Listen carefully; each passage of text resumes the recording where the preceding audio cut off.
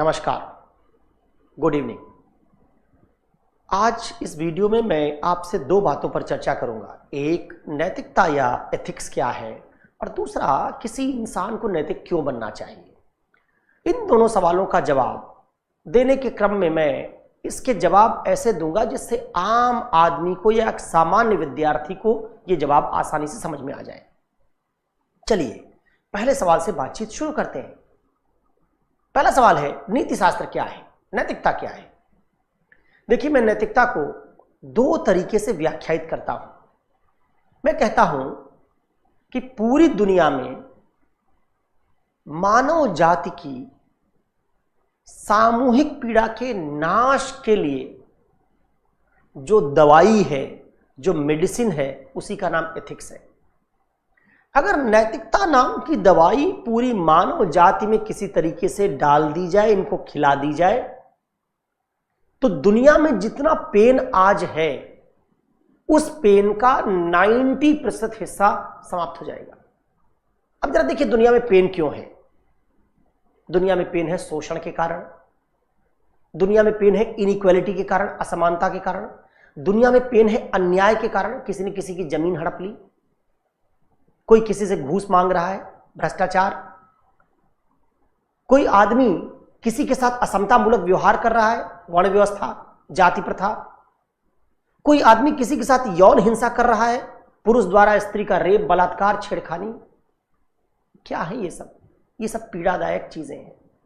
किसी ने मिलावटी दवा बना दी, किसी ने मिलावटी मिठाइयां, दूध तैयार कर दिया जिसको खाकर हजारों बच्चों का स्वास्थ्य खराब हो रहा है।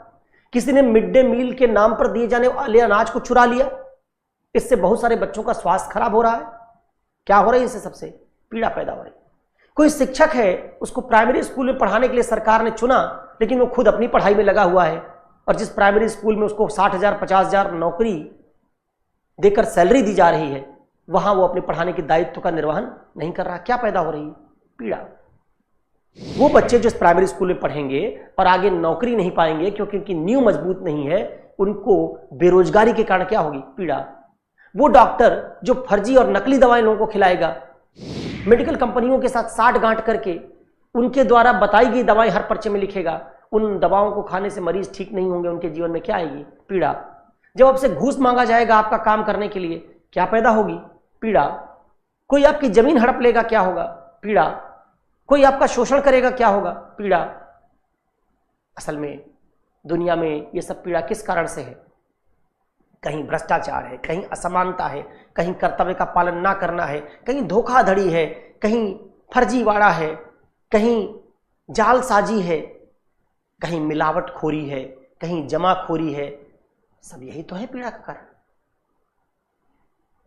अगर इन चीजों को दुनिया से जरा हटा दीजिए तो देखिए, ऐसी दुनिया जिसमें कोई किसी के अधिकार का हनन ना करे, किसी स्त्री के साथ छेड़खानी ना हो, कोई एक इंसान दूसरे इंसान के साथ जाति वर्ण भेद ना करे,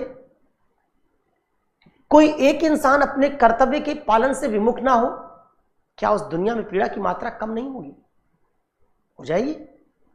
तो होगा कैसे? यही करने वाली जो चीज है वो है नैतिकता। अगर इंसान नैतिक बन जाए तो हम जिस दुनिया में रह रहे हैं उस दुनिया में पूरी सामूहिक पीड़ा की मात्रा घट जाएगी। ध्यान रखिएगा, अगर आप आईएएस भी हैं तब भी आप अपना दूध थोड़े पैदा करेंगे। हो सकता है आप भी मिलावटखोरी वाली दवा खा रहे हो, क्योंकि जो दवा आप खरीद रहे हैं मेडिकल स्टोर से कहीं से, वो इस नाते थोड़े आपको पता चलेगी कि आप आईएएस लिए वो दवा आपको असली मिलेगी और आम आदमी जाएगा नकली मिलेगी। तो अगर आप शक्ति संपन्न भी हैं तो भी मिलावटी खाना, मिलावटी मिठाई, मिलावटी दवा, फर्जीवाड़ा आपके साथ भी हो सकता है। तो एक ऐसी दुनिया जिसमें ये सारी पीड़ा ना हो, वो जिससे बन सकती है वही दवाई, वही सभी रोगों का निदान, सारी पीड़ा को खत्म करने वाला निदान, ये एथिक्स है। तो मैं एथिक्स को दुनिया का सबसे बड़ा पीड़ानाशक कहता हूं। लगाना मुश्किल है इस पीड़ानाशक को, ले आना मुश्किल है। इस पर जरूर डिबेट हो सकती है कि ये ले कैसे आया जाए समाज में, धोखाधड़ी से लोगों को रोका कैसे जाए। अन्याय से रोका कैसे जाए, असमानता से रोका कैसे जाए, छेड़खानी से रोका कैसे जाए। लेकिन इसमें कम से कम कोई शक नहीं है कि अगर इन सब चीजों से रोक दिया जाए तो दुनिया में पीड़ा की मात्रा बहुत कम हो जाएगी। हम जिस दुनिया में रहेंगे वहां बड़ा भरोसा होगा। हम डॉक्टर के पास जाएंगे, हमको जरा भी अंदेशा नहीं होगा कि डॉक्टर हमको नकली दवा खिला सकता है या मेडिकल कंपनियों से साठ गांठ करके हमको कुछ ऐसी दवाएं लिख सकता है जो हमारे काम की नहीं या जो हमको जरूरत नहीं है। हम दूध खरीदेंगे दूध वाले से, हम मिठाई वाले से मिठाई खरीदेंगे, हमारे दिमाग में 1% डाउट नहीं होगा कि जो चीजें हम खा रहे हैं मिलावटी है। एक नैतिकता की दुनिया, भरोसे वाली दुनिया होगी। तो इसलिए मैं नैतिकता को मानव जीवन में सबसे बड़ा पीड़ा नाशक मानता हूं। मैंने कहा कि इस पर विवाद नहीं है कि दुनिया में नैतिकता आ जाए तो दुनिया में पीड़ा कम होगी या नहीं होगी। विवाद जरूर इस पर है कि नैतिकता लोग ले कैसे आएंगे, नैतिकता लाने के लिए लोगों को प्रेरित कैसे किया जाए, इस पर जरूर विवाद है। दूसरा जो नैतिकता का मायने में अक्सर डिस्कस करता हूं वो है, मैं कहता हूं नैतिकता दुनिया का सबसे बड़ा बीमा है, सुरक्षा चक्र है, एश्योरेंस है। दुनिया में भगवान के बाद, कई बार तो भगवान से भी बड़ा, जो सबसे बड़ा भरोसा है, सबसे बड़ा एश्योरेंस है, वो नैतिकता है। भगवान को क्यों गढ़ा मनुष्यों ने?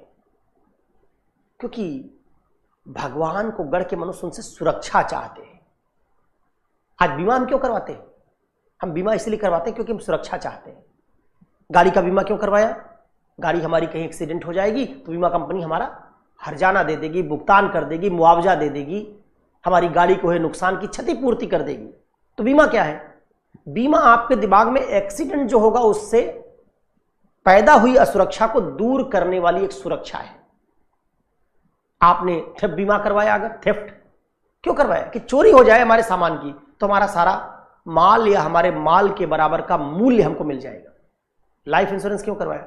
मर जाएंगे तो हमारे पत्नी बच्चे कम से कम उनको आर्थिक रूप से असुरक्षित नहीं रहना पड़ेगा। जितने बीमा हैं वो सब मनुष्य को क्या प्रदान करते हैं? सुरक्षा। इसी तरह का सबसे बड़ा बीमा जो मनुष्य ने गढ़ा था वो था भगवान। कोई चीज हमारे सामने असुरक्षा वाली आई, पहुंच गए भगवान के सामने हाथ जोड़ के, बारिश नहीं हो रही प्रभु, अकाल पड़ जाएगा क्या, सूखा पड़ जाएगा, नाराज हो क्या, अरे बारिश करो। पूजा पाठ करना शुरू किया और कहा भगवान इंद्रदेव खुश हो गए तो बारिश हो गई। बीमारी फैल गई, घर में कोई सीरियसली बीमार हो गया, डॉक्टर ने कहा कि अब दुआ काम आएगी और दुआ मांगने लग गए। आप पाएंगे भगवान का जो कॉन्सेप्ट है वो एक बड़े बीमा की तरह है, जहां मनुष्य सुरक्षा की मांग करता है। जैसे वो पॉलिसी खरीदता है बीमा कंपनियों से सुरक्षा के लिए, वैसे भगवान से वो पॉलिसी चाहता है कि भगवान बीमारी दूर कर दो, हे भगवान समय पर पानी बरसा दो, हे भगवान फसल ठीक कर देना, इस बार हमारे जीवन में कोई कष्ट ना आए। और इसी तरह का जो एक सबसे महत्वपूर्ण बीमा है, सबसे महत्वपूर्ण सुरक्षा चक्र है, उसको मैं नैतिकता कहता हूं। इवन मैं कहता हूं कि भगवान भी और कुछ नहीं बल्कि नैतिकता के कारण ही सुरक्षा दे पाने में सक्षम है। आप ऐसे भगवान से कभी सुरक्षा मांगेंगे क्या जो खुद ही आतताई हो, क्रूर हो, खुद ही छेड़खानी करता हो, मान लीजिए स्त्रियों से? ऐसे भगवान को आप भगवान मानेंगे? भगवान असुर में क्या अंतर होता है? भगवान और असुर में यही अंतर है कि भगवान नैतिक गुणों का समुच्चय है, वो कभी अन्याय नहीं करेगा, वो पीड़ा वाले आदमी की मदद करेगा। द्रौपदी की मदद करने उतर आएगा, किसी घड़ियाल ने, मगरमच्छ ने, क्रोकोडाइल ने, एलिगेटर ने पैर पकड़ रखा है हाथी का, उसकी मदद करने चला आएगा। तो भगवान तो क्या है? भगवान नैतिकता की प्रतिमूर्ति है। इसी नैतिकता को हटा लो, भगवान खत्म। जो भगवान न्यायी नहीं होगा, जो भगवान कष्ट दूर करने के लिए नहीं आएगा, भक्तों के मदद नहीं करेगा, उनकी गलत के विरोध में खड़ा नहीं होगा, भगवान किस बात का? गीता तो साफ कहती है, यदा यदा ही धर्मस्य ग्लानिर्भवति भारत, जब जब धर्म की हानि होगी तब तब मैं प्रकट होऊंगा, तब तब मैं आऊंगा। कुरान और ईसाइयत देख लो, क्या कहती है? एक दिन कयामत का दिन होगा, जजमेंट डे होगा, उस दिन भगवान सबका हिसाब किताब करेंगे। तो भगवान है कौन? भगवान इसी नैतिकता के कारण ही भगवान है। तो मैं मानता हूं कि दुनिया में जो सबसे बड़ा बीमा है जो आ जाए तो उससे ज्यादा बड़ी सुरक्षा आप और कहीं हासिल नहीं कर सकते, वही नैतिकता है। जरा सोचिए कि अगर सारे पुरुषों में स्त्रियों के प्रति समतामूलक भाव आ जाए तो स्त्रियां रात में 2 बजे रात में भी टहल सकती, नहीं टहल सकती? तो आज दुनिया में जो हमारी मान लीजिए 7-8 अरब आबादी हो, उसमें से 4 अरब स्त्रियों के मन में जो डर बैठा है कि रात में हम 12 बजे घर से नहीं निकल सकते, वो डर क्यों बैठा है? क्योंकि दुनिया में अनैतिकता है। बाहर निकलने पर कोई पुरुष उनके साथ छेड़खानी कर सकता है। यही छेड़खानी करने वाली अनैतिकता अगर पुरुषों के दिमाग से निकल जाए और रात में 11 बजे 12 बजे स्त्री अगर रोड पर टहल रही हो तब भी कोई पुरुष उससे छेड़खानी ना करे, आप पाएंगे 4 अरब स्त्रियों के मन से डर निकल जाएगा। स्त्रियां आपको रात में 11-12 बजे सड़क पर घूमती नजर आएंगी। जिस दिन आपको लगने लगे कि कोई चोरी नहीं करेगा, आपको ताला वाला लगाने, सिक्योरिटी सिस्टम, सीसीटीवी फला ये सब लगाने की जरूरत है क्या? कुछ नहीं, आप सुरक्षित हो गए। इसलिए मैं कहता हूं कि जितनी सारी बीमा कंपनियां दुनिया में चल रही हैं ये भी मनुष्य को उतनी सुरक्षा नहीं दे सकती जितनी नैतिकता दे सकती है। तो नैतिकता एक तरह का सुरक्षा चक्र है, नैतिकता एक तरह का बीमा है जो मानवीय समाज को यह भरोसा देता है कि अगर इस समाज में नैतिकता है, अगर आप नॉर्वे में टहल रहे हैं, आप फिनलैंड में हैं, आप स्वीडन में हैं और आप स्त्री हैं, यहां नैतिकता है, तो आप एश्योर्ड रहिए कि कोई पुरुष आपके साथ छेड़खानी नहीं करेगा। लेकिन यही एश्योरेंस अफगानिस्तान में, भारत में, पाकिस्तान में आपको रात में 11 बजे 12 बजे टहलते हुए नहीं मिलेगा जो फिनलैंड और नॉर्वे में मिलेगा। इसलिए मैं इस 2 तरीके से एथिक्स को परिभाषित करता हूं। एक, एथिक्स सुरक्षा चक्र है, बीमा है, और दूसरा एथिक्स पीड़ानाशक या दर्दनाशक है। दुनिया में अगर हम किसी तरीके से भी नैतिकताएं ले आ पाए तो हमको ये पुलिस, सेना, सीसीटीवी, तमाम तरह के अपराध से निवारण के लिए तमाम एजेंसीज, इन सब की जरूरत क्या होती जाएगी? कम होती जाएगी। मनुष्य का एक दूसरे पर भरोसा बढ़ता जाएगा, हमारा स्वास्थ्य, हमारे आनंद की मात्रा, हमारी तरक्की बढ़ती जाएगी। जिस दिन आप दुनिया में सेना पुलिस पर पैसा कम खर्च करेंगे क्योंकि लोग नैतिक हो जाएंगे, उस दिन वो पैसा कहां खर्च करेंगे? शिक्षा पर, स्वास्थ्य पर, लोगों के जीवन की गुणवत्ता बढ़ जाएगी। तो एथिक्स मनुष्यों के जिंदगी की गुणवत्ता बढ़ाने वाला सबसे महत्वपूर्ण साधन है। एथिक्स दुनिया में मानवों की पीड़ा को कम करने वाला सबसे एक प्रभावी उपाय है, सबसे महत्वपूर्ण प्रभावी उपाय है। एथिक्स दुनिया में लोगों के दिमाग में सुरक्षा पैदा करने वाला सबसे बड़ा बीमा है। इन 3 तरीकों से आप एथिक्स को समझ सकते हैं। तो पहला जो ये वीडियो है इसमें मैंने एथिक्स को सामान्य तरीके से समझाया। आप दुनिया में 2 तरह के देशों में चले जाइए, यूरोप के देशों में और साउथ ईस्ट एशिया या साउथ एशिया के देशों में, पाकिस्तान चले जाइए, भारत चले आइए, आप पाएंगे आपके मानसिक सुरक्षा के एहसास में अलगाव होगा। जब आप स्कैंडिनेवियन कंट्रीज में जाएंगे तो जिस किस्म की सुरक्षा आप महसूस करेंगे उस किस्म की सुरक्षा आप रावलपिंडी में, खैबर पख्तूनख्वा में या फिर बिहार के किसी जिले में टहलते हुए महसूस नहीं करेंगे। मनुष्य सब जगह वही है, सबके पास वही किडनी, वही लीवर, वही हार्ट, वही रक्त परिसंचरण तंत्र, सब कुछ वैसा ही है। अंतर सिर्फ जो चीज पैदा करती है सुरक्षा और सुरक्षा में, वो नैतिकता है। तो मुझे उम्मीद है कि इस वीडियो से आप नैतिकता के बारे में कुछ बात सीख पाए होंगे। दूसरे वीडियो में मैं इस बात पर चर्चा करूंगा कि जब नैतिकता के इतने सारे लाभ हैं तो लोग नैतिक बनते क्यों नहीं हैं, और अगर हमको दुनिया में ये नैतिकता ले आनी हो तो लाई कैसे जाए, इस पर चर्चा करूंगा। तो पहले वीडियो में यहीं तक। पहले एक व्यक्ति मिला एकदम सीरियस चेहरा बना के, उसने कहा, अरे पंडित जी बकरी कितने के लिए? पंडित जी ने कहा, यार ये तो बछड़ा है, बकरी थोड़ा है। तो वो बड़े अच्छे से हंसने का, ये बछड़ा है, अच्छा, इतना कह के मुस्कुराते हुए निकल गया वहां से। पंडित जी को लगा अजीब गधा आदमी है, फिर देखा है तो बछड़ा ही। उसका उतना ही काम था, किया और निकल गया। अब वो आगे चल रहे हैं, करीब 100-200 मीटर के बाद एक दूसरा आदमी अलग जगह से आया।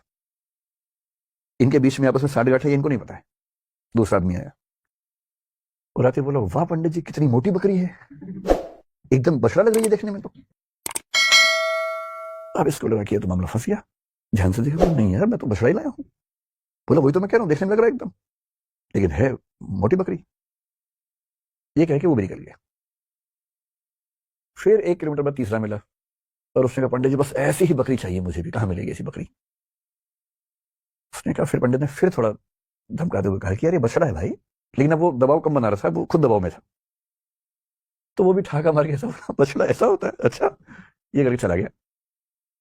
और फिर चौथा आदमी जो असली था उनका मास्टरमाइंड, चीफ कॉन्स्पिरेटर, फिर वो आया पैसे गिनते हुए। उसने कहा, अरे अरे अरे ऐसा ही बकरा चाहिए, ऐसी बकरी चाहिए, कितने की मिलेगी, कितने की मिलेगी?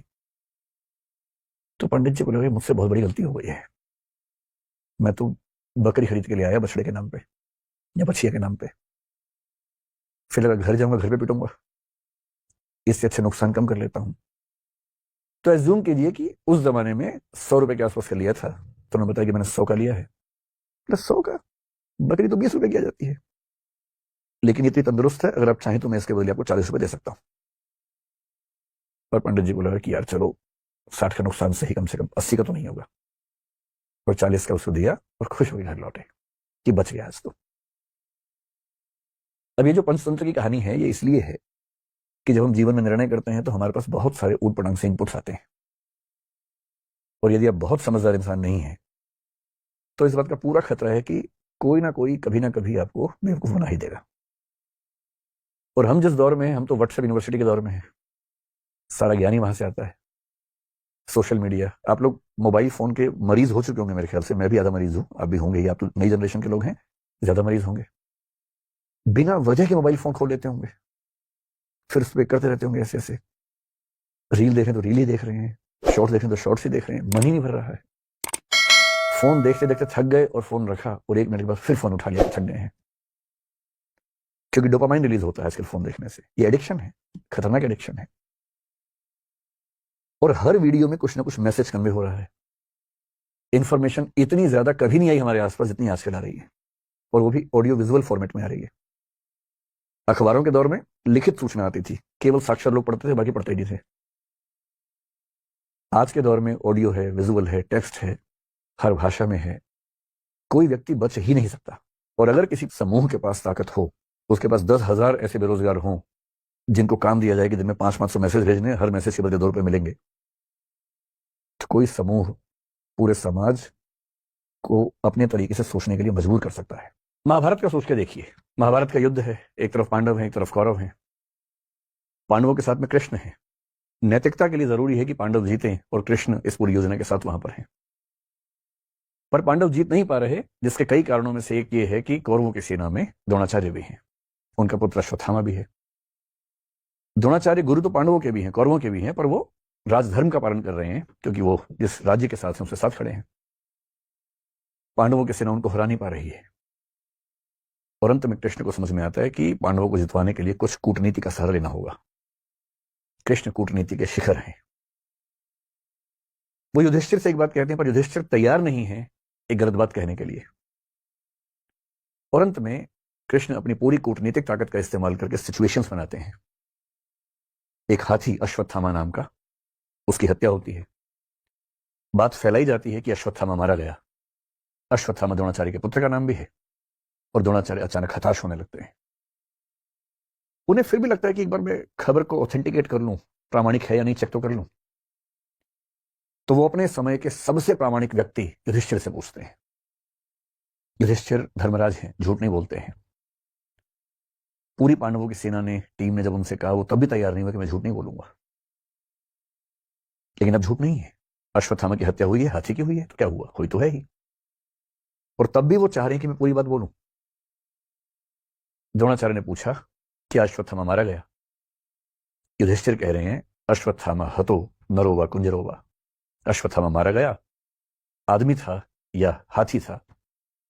लेकिन जैसे ही नरो वा कुंजरो वा कह रहे हैं, ठीक उसी क्षण में बहुत तेज शंख बजता है कृष्ण का, और उस शंख की आवाज में द्रोणाचार्य सुन नहीं पाते पूरी बात। और क्योंकि वो सुनते हैं सिर्फ इतना कि अश्वत्थामा मारा गया, वो हताश हो जाते हैं, हथियार छोड़ देते हैं, युद्ध भूमि में जमीन पर टिक के बैठ जाते हैं, और इसी क्षण का फायदा उठाकर धृष्टद्युम्न उनकी हत्या कर देता है। मैं सोचता हूं कई बार कि द्रोणाचार्य इतने योग्य व्यक्ति थे, यदि मिस इंफॉर्मेशन से या मैनिपुलेटिव इंफॉर्मेशन से उनको भी एक गलत तथ्य के प्रति आश्वस्त किया जा सकता था, तो आज के दौर में जब हर तरफ सोशल मीडिया के हमले हैं, कैसे कोई व्यक्ति सही फैसले करे? अगर द्रोणाचार्य उस आवाज को सुन पाते, नरोवा कुंजरोवा, तो शायद उनका फैसला बदल गया होता, शायद युद्ध की कहानियां अलग होती। पर किस तरह से सूचनाएं पहुंचे, कौन सी सूचनाएं ठीक से न पहुंचने दी जाएं, कैसे कंटेक्स्ट से बात को हटा दिया जाए, अगर सूचना देने वाले इसमें माहिर हों तो समाज क्या करे, आम आदमी क्या करे, द्रोणाचार्य जैसा महान चिंतक क्या करे? और इसलिए कुछ बातें जो मुझे लगता है कि होनी चाहिए इस मसले पर। मैं तो अपना जीवन लगभग 2/3 जी चुका हूं, बाकी तो पता भरोसा तो कल का भी नहीं है, लेकिन हाँ, अगर मैं भारत की सामान्य आयु के हिसाब से देखूं तो 2/3 जी चुका हूं। आप 1/3 वाले हैं, तो आपके जीवन बड़े फैसले बाकी हैं। अधिकांश की शादी भी शादी नहीं हुई आप लोगों के ना, चेहरे बता रहे हैं आपके, चमक रहे हैं ना अभी तो आपको बड़े फैसले करने हैं, और फैसला करना हर दौर में मुश्किल था, आज के दौर में सबसे मुश्किल है। तो कुछ सावधानियां कि जब आप फैसला करें जिंदगी में तो किन सावधानियों को बरतें ताकि गलतियां कम से कम हो। गलतियां उसके बाद भी होंगी, कौन है जो गलती नहीं करता है फैसले में? सब करते हैं, आप भी करेंगे, पर गलतियां कम हो, सही फैसले ज्यादा हों। मेरे एक फेवरेट दार्शनिक हैं Jean Paul Sartre, French philosopher हैं। उनके दर्शन का सार अस्तित्ववाद कहते हैं, एग्जिस्टेंशियलिज्म कहते हैं। उसका सार यह है कि अपनी जिंदगी की कहानी हम लोग खुद लिखते हैं, और किस चीज से लिखते हैं? अपने फैसलों से लिखते हैं, निर्णयों से लिखते हैं। आपने किसी परिस्थिति में क्या फैसला लिया, इससे आपके जीवन की आगे की कहानी लिखी जाएगी। इसलिए मुझे लगता है कि टॉपिक थोड़ा सा महत्वपूर्ण है, तो इसका नाम रख लेते हैं निर्णय। सही निर्णय लेने में क्या क्या सावधानियां होनी चाहिए, बेसिक सी बात इतनी सी है। जब आपके मन में कोई सवाल है तो सवाल पूछिएगा, पहले मैं अपनी बात रखता हूं, फिर आप सवाल पूछिएगा। जब भी कोई निर्णय लेने की प्रक्रिया में आप उतरते हैं, सबसे पहला स्टेप क्या है? सबसे पहला स्टेप है ये देखिए कि निर्णय की प्रक्रिया में उतरने से पहले आप निष्पक्ष और तटस्थ हैं या नहीं हैं। एक शब्द होता है तटस्थ, जिसको अंग्रेजी में बोलते हैं न्यूट्रल। तटस्थता को न्यूट्रलिटी बोलते हैं। इससे मिलता जुलता एक प्रसंग है निष्पक्ष, या निष्पक्षता कह लीजिए, इसको बोलते हैं इम्पार्शियल होना, या इम्पार्शियलिटी एज ए क्वालिटी। ये मैं कह रहा हूं कि निर्णय की प्रक्रिया में उतरने से पहले, बाद में तो जो होगा देखेंगे। जैसे हमारा समाज इस समय बहुत सारे सामाजिक राजनीतिक मुद्दों से घिरा हुआ है। जैसे एक मुद्दा कुछ दिन पहले आया, जो हिजाब का मुद्दा जिसको हम कहते हैं। कर्नाटक से एक डिबेट उठी हिजाब की। फिर एक मुद्दा आजकल चल रहा है यूनिफॉर्म सिविल कोड का, जो कि हो सकता है कि जल्दी ही किसी रूप में हमारे सामने आए। फिर पॉपुलेशन बिल के बारे में बात चलती है आजकल। उत्तर प्रदेश में आया भी था, और अभी कुछ और राज्यों में आने की बात है, शायद सेंटर में भी आए।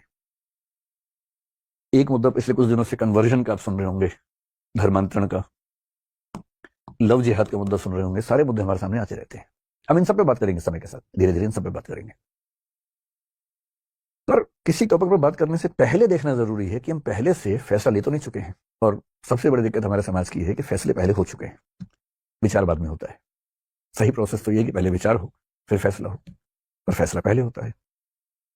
मेरे बहुत सारे दोस्त हैं, हिंदू हैं, मुसलमान हैं, सिख हैं, हर धर्म के लोग। मतलब वैसे तो मैं बहुत ही अकेले टाइप का आदमी हूँ, दोस्त ज्यादा है नहीं, पर जो है उनमें मतलब डाइवर्सिटी ठीक ठाक है। मैंने क्लासेस में भी देखा, और मैंने पाया कि हिजाब की बात आते ही कोई मुस्लिम बच्चा जनरली इस भाव से देखता है कि नहीं ये गलत हो रहा है हमारे साथ, और कई हिंदू बच्चे इस भाव से देखते हैं कि एकदम सही, और होना चाहिए, और होना चाहिए। और मजे की बात है कि टॉपिक क्या है ना इसको पता ना उसको पता है। कर्नाटक हाईकोर्ट का जजमेंट क्या है 128 पेज का, ना इसने पढ़ा ना उसने पढ़ा। कर्नाटक सरकार का क्या डायरेक्शन आया था, रूल क्या था, ना इसने पढ़ा ना उसने पढ़ा। और फैसले का एग्जैक्ट मतलब क्या है किसी को नहीं पता। पर हम टॉपिक शुरू होने से पहले ही राय बना के चलते हैं। E.H. कार्य बड़े अच्छे विद्वान हुए हिस्ट्री में, उनकी एक किताब है बड़ी अच्छी, हिस्ट्री, इतिहास क्या है, व्हाट इज हिस्ट्री। बड़ी अच्छी किताब है। उन्होंने साबित किया कि हिस्ट्री के बारे में आप कुछ भी कह लीजिए, कितने फैक्ट्स हैं, इतने प्रमाण हैं, सब बेकार की बातें हैं। अंततः इतिहासकार के दिमाग में जो बैठा हुआ है वो साबित वही करता है। इसलिए मार्क्सिस्ट हिस्टोरियन लिखेंगे तो आप पाएंगे सबके निर्णय लगभग एक जैसे आते हैं, और जो नेशनलिस्ट हिस्टोरियंस हैं उनके फैसले एक जैसे आते हैं हमेशा। किसी हिस्टोरिकल फिगर को लेकर सोच लीजिए, अकबर की बात कर लीजिए, औरंगजेब की बात कर लीजिए। एक धारा के फैसले हमेशा एक से आएंगे, दूसरी धारा के फैसले हमेशा एक से आएंगे।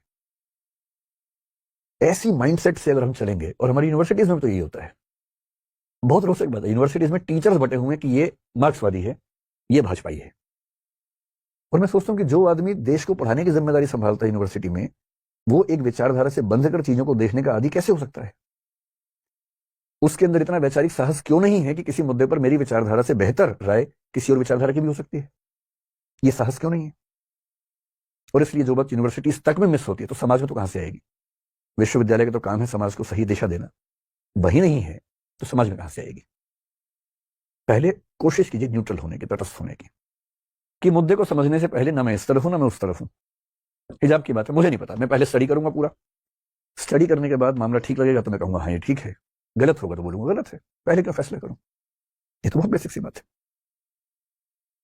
न्यूट्रलिटी ही जब रियल सिचुएशंस में आती है उसको बोलते हैं निष्पक्षता, impartiality in the specific situations. और ध्यान रखना है, निष्पक्ष नहीं रह पाने के भी दो तरीके होते हैं। निष्पक्ष का मतलब है कि भाई मैं एक्स और वाई के झगड़े में ना एक्स की तरफ हूं ना वाई की तरफ हूं। जैसे मानिए दो बच्चों में झगड़ा हो जाए और उनमें से दोनों की मम्मियां नीचे आ जाएं। जनरल परसेप्शन ये है कि मम्मी बच्चों के झगड़े में अपने बच्चे का पक्ष लेगी। ये ऐसा नहीं कि सोशल कंस्ट्रक्ट की बात हो रही है, बायोलॉजिकल लेवल बात चल रही है, क्योंकि मदर्स का लव आमतौर पर अनकंडीशनल माना जाता है। और ये बात मैं जो कह रहा हूं, मैं अफवाहों के बेस में नहीं कह रहा हूं, एरिक फ्रॉम बहुत बड़े मनोवैज्ञानिक है, उनकी किताब है द आर्ट ऑफ लविंग, उसके बेस पे कह रहा हूं। मदर्स का लव आमतौर पर अनकंडीशनल होता है कि मेरा बच्चा परेशान है तो फिर मैं अपने बच्चे के साथ हूं, मुझे विचारधाराओं से, राष्ट्र समाज राजनीति इन सबसे मतलब नहीं, मुझे बच्चे से मतलब है। इसलिए यदि कोई मदर बहुत ऑब्जेक्टिव है अपने बच्चे के मामले में तो बहुत बड़ी बात है। जनरली इस बात की संभावना ज्यादा है कि वो थोड़ा सा उसके पक्ष में खड़ी होगी। पिता लोग जिस प्रोसेस से आगे बढ़ते हैं उसमें इस बात का खतरा ज्यादा होता है या संभावना ज्यादा होती है कि वो ऐसे मामलों में बहुत ज्यादा अपने बच्चे के पक्ष में झुके हुए ना देखें। कभी कभी नहीं भी होंगे, लेकिन उसमें भी खतरा है। कभी कभी हम खुद को इम्पार्शियल दिखाने के लिए दूसरे पक्ष के पक्ष में झुक जाते हैं। आपने कई पिताओं को देखा होगा कि दो बच्चों में झगड़ा हुआ, उनमें से एक उनका है, जाति अपने वाले को मारना शुरू करते हैं सीधा कि तू नहीं बदमाशी की होगी, आदत दिखाने के लिए देखो मैं कितना निष्पक्ष हूं। ये निष्पक्षता नहीं है। निष्पक्ष होने का मतलब ये नहीं है कि अपने पक्ष के विरुद्ध खड़े ही हो जाना है हमेशा, और निष्पक्ष होने का मतलब ये भी नहीं है कि दूसरे पक्ष के विरोध में खड़े हो जाना है। जाके सुनना है, दोनों बच्चों की बात सुननी है कि हाँ बेटे तुम बताओ क्या पर्सपेक्टिव है, तुम बताओ क्या पर्सपेक्टिव है, उसके बाद जो सही फैसला वो करना है। क्यों मैं दूसरे बच्चे के सामने साबित करने के लिए कि मैं निष्पक्ष हूं अपने बच्चे को पीटना शुरू कर दूंगा? इसलिए जब भी किसी मुद्दे पर बहस करनी हो ना, आपके सामने फैसले आएंगे कि शादी इससे करूं कि इससे करूं। पहले से नहीं बना लेना दिमाग में, पहले सब बातों को जान लेना है। निष्पक्ष रहिए, तटस्थ रहिए, सब पक्षों को जानिए, फिर फैसला कर लीजिए। उससे ही पूछिए कि उसकी चॉइस भी है कि नहीं है। ऐसा थोड़ा सिर्फ आपकी चॉइस का मामला है, उसकी भी तो होनी चाहिए। तो ये पहला स्टेप है कि आप जब किसी प्रोसेस में उतरें तो पहले कोशिश कीजिए कि राय पहले से ना बनी हो, क्योंकि फैसला पहले कर लिया फिर तो बेकार की बात है ना। फैसला पहले है कि हिजाब तो होना ही चाहिए, फिर आपने विचार करना शुरू किया और आप ढूंढ रहे हैं चुन चुन के वो तर्क जिससे वही साबित हो जाए जो पहले ही आपके मन में साबित हो चुका है। फिर काहे का आप विचार विमर्श कर रहे हैं? ये पहला स्टेप है। अब आगे बढ़ते हैं। अब इसकी नंबर 2 हो गई यहां से, ठीक है। तो जब हमें शुरुआत का प्रोसेस समझ में आया, अब प्रोसेस ये है कि जब हम जजमेंट की तरफ बढ़ेंगे तो हमें क्या क्या जानना है उस मुद्दे पर फैसला करने से पहले। तो सेकंड स्टेप है जो आपका इनपुट है। इनपुट कलेक्शन कैसे होना चाहिए? इनपुट का मतलब वो सारी जानकारी है जिनके बेस पर आप फैसला करेंगे, है ना। आपकी भाषा में कि वो लड़का कैसा है, वो लड़की कैसी है, उसके बारे में 10 जानकारी जुटा लेनी है पहले। तो जो इनपुट्स आप लेंगे, पहली बात तो इनपुट्स एडिक्वेट होने चाहिए, नहीं तो क्या होगा, अश्वत्थामा है तो इसके बाद का लिया ही नहीं। अगर उसके बाद भी सुन लिया होता तो शायद वैसा ना होता। तो हड़बड़ी में फैसला नहीं करना है, पहले इनपुट पर्याप्त लेना है। और एक नियम होता है नेचुरल जस्टिस का। हमारे सुप्रीम कोर्ट ने मेनका गांधी केस, बहुत फेमस केस है 1978 का, आर्टिकल 21 के बारे में है, उसमें बड़ी अच्छी बात कही। आप लोग क्योंकि शायद यूपीएससी की तैयारी भी करते हैं आप में से अधिकांश लोग, तो आप जानते होंगे 1973 में संविधान के मूल ढांचे का कंसेप्ट आया था 24 अप्रैल को केशवानंद भारती केस में। उसके बाद से सुप्रीम कोर्ट ने बीच बीच में कुछ फैसलों में यह बताना शुरू किया कि यह चीज भी संविधान का मूल ढांचा है। मेनका गांधी केस में जिक्र करते हुए बात आई कि जो आर्टिकल 14 है संविधान का, जो कहता है कि समानता का अधिकार है, उसमें लिखा भले ना हो पर उसके अंदर निहित है पर्याप्त सुनवाई का अधिकार, राइट टू एडिक्वेट प्रेजेंटेशन या रिप्रेजेंटेशन। इसका मतलब कोई भी अदालत, कोई भी कमीशन, कोई भी अथॉरिटी, वो पासपोर्ट अथॉरिटी के बारे में था, पासपोर्ट ऑफिसर के बारे में था, कोई भी सरकारी अधिकारी किसी व्यक्ति का पक्ष सुने बिना, यानी कि दूसरा पक्ष सुने बिना कोई फैसला नहीं कर सकता है। ये जरूरी है और ये संविधान का मूल ढांचा है। सरकार का कोई भी अधिकारी आपके खिलाफ कोई फैसला बिना आपको सुनवाई का मौका दिए कर ही नहीं सकता है। हाँ, सुनवाई का मौका दे, आप कहें कि मुझे कुछ कहना ही नहीं है, तो कर सकता है, पर आपको चांस मिलना चाहिए। अगर आपने एक पक्ष को सुना और दूसरे पक्ष को सुना ही नहीं, है ना, एक फर्स्ट पार्टी है, सेकंड पार्टी है, और कई बार क्या होता है, चीजें इतनी अलग होती हैं, एकदम अलग हो जाती हैं। जैसे मुझे ध्यान है एक बच्चे की कहानी, एक फादर और उसके बच्चे की कहानी। एक बच्चा मुझे एक बार मिला, हमारे ही एक मतलब दोस्त के परिवार का बच्चा। बात करते, मुझे बच्चों से बात करना बड़ा अच्छा लगता है, बच्चों को भी जनरली मुझसे बात करना अच्छा लगता है, हमारी अच्छी छनती है बच्चों के साथ। तो मैंने उससे हालचाल पूछा, फिर मैंने कहा और बताओ लाइफ में क्या चल रहा है। तो बच्चे अपने अफेयर वफेयर सब मुझे बता देते हैं बहुत जल्दी, 5-10 मिनट के अंदर सब ओपन हो जाते हैं, फिर सब बताते रहते हैं। तो खैर वो तो दूसरी बात थी। उससे मैंने पूछा कि बताओ बेटा सब चला जीवन में, तो उसने सब बताया, सब बातें। बात करते करते अचानक मुझे फील हुआ कि वो अपने बाप को लेकर बहुत नाराज है। तो मैंने कहा कि क्या हुआ। बोला देखो मेरे स्कूल में ट्रिप जा रहा है, सारे बच्चे जा रहे हैं, मैं ही नहीं जा रहा, पापा ने मना कर दिया। मैंने कहा यार पापा ने क्यों मना किया होगा, क्योंकि ज्यादा खर्चा भी नहीं था, उसके पापा की इनकम को देखते हुए खर्चा भी ऐसा नहीं था कि ना कर पा रहे हो। वो इतना गुस्से में था, बोला मुझे तो लगता है कि नाली से उठा के लाए थे मुझे, क्योंकि सारे बच्चे जा रहे हैं। नहीं, अच्छा बच्चे बहुत जल्दी फैसला करते हैं कि नाली के पास से आए हैं और नाली पता नहीं क्यों चुनते हैं, सड़क के पास से बोल दे रही, नाली ही चुनते हैं सब बच्चे कि नाली के पास से लाए गए। या तो अपना हुलिया देखते होंगे शीशे में, उसको देख के ज्यादा क्लोज लगता होगा कि नाली के पास से आए। तो मैंने कहा यार मुझे भी ठीक नहीं लग रहा है। अच्छा मुझसे कोई व्यक्ति पूछे कि बच्चों का ट्रिप जा रहा है स्कूल का, अपने बच्चे को भेजूं या ना भेजूं। अच्छा बेटे में लोग तैयार रहते हैं, बेटी को लेकर ज्यादा सोचते हैं। मेरी सलाह हमेशा होती है कि जरूर भेजो, क्योंकि परिवार में आपको सिखा ही नहीं पाएंगे जो ट्रिप पर सीखने का मौका मिलेगा। तो मैंने उसके पिता से जो वहीं थे आसपास अलग से बात की। मैंने कहा बड़ा नाराज है तेरा छोरा, कह रहा है कि पापा भेज नहीं रहे ट्रिप पे। अब सोचिए मैं जब उसके पिता से मिलने गया, मेरे मन में ये भाव था कि ये ऐसी मूर्खता क्यों कर रहा है, क्यों नहीं भेज रहा उसे। और उसके बाप ने साइड में ले जाकर क्या बोला मुझे, बोला सर दिक्कत क्या है, डॉक्टर ने मना किया है, इसके हार्ट में प्रॉब्लम है, डॉक्टर ने कहा है कि भूल के भी बाहर नहीं भेजना है, और ये भी कहा है कि इसको पता भी नहीं चलना चाहिए कि प्रॉब्लम है। अगर इसको बता दिया इस उम्र में कि हार्ट में दिक्कत है तो जिंदगी खत्म, भेज दिया तो वैसे खत्म, तो करें क्या। अब देखिए दूसरा पक्ष सुनते क्या, वो पर्सपेक्टिव पूरा चेंज हो गया। आप तो गुस्से में थे कि कैसा बाप है,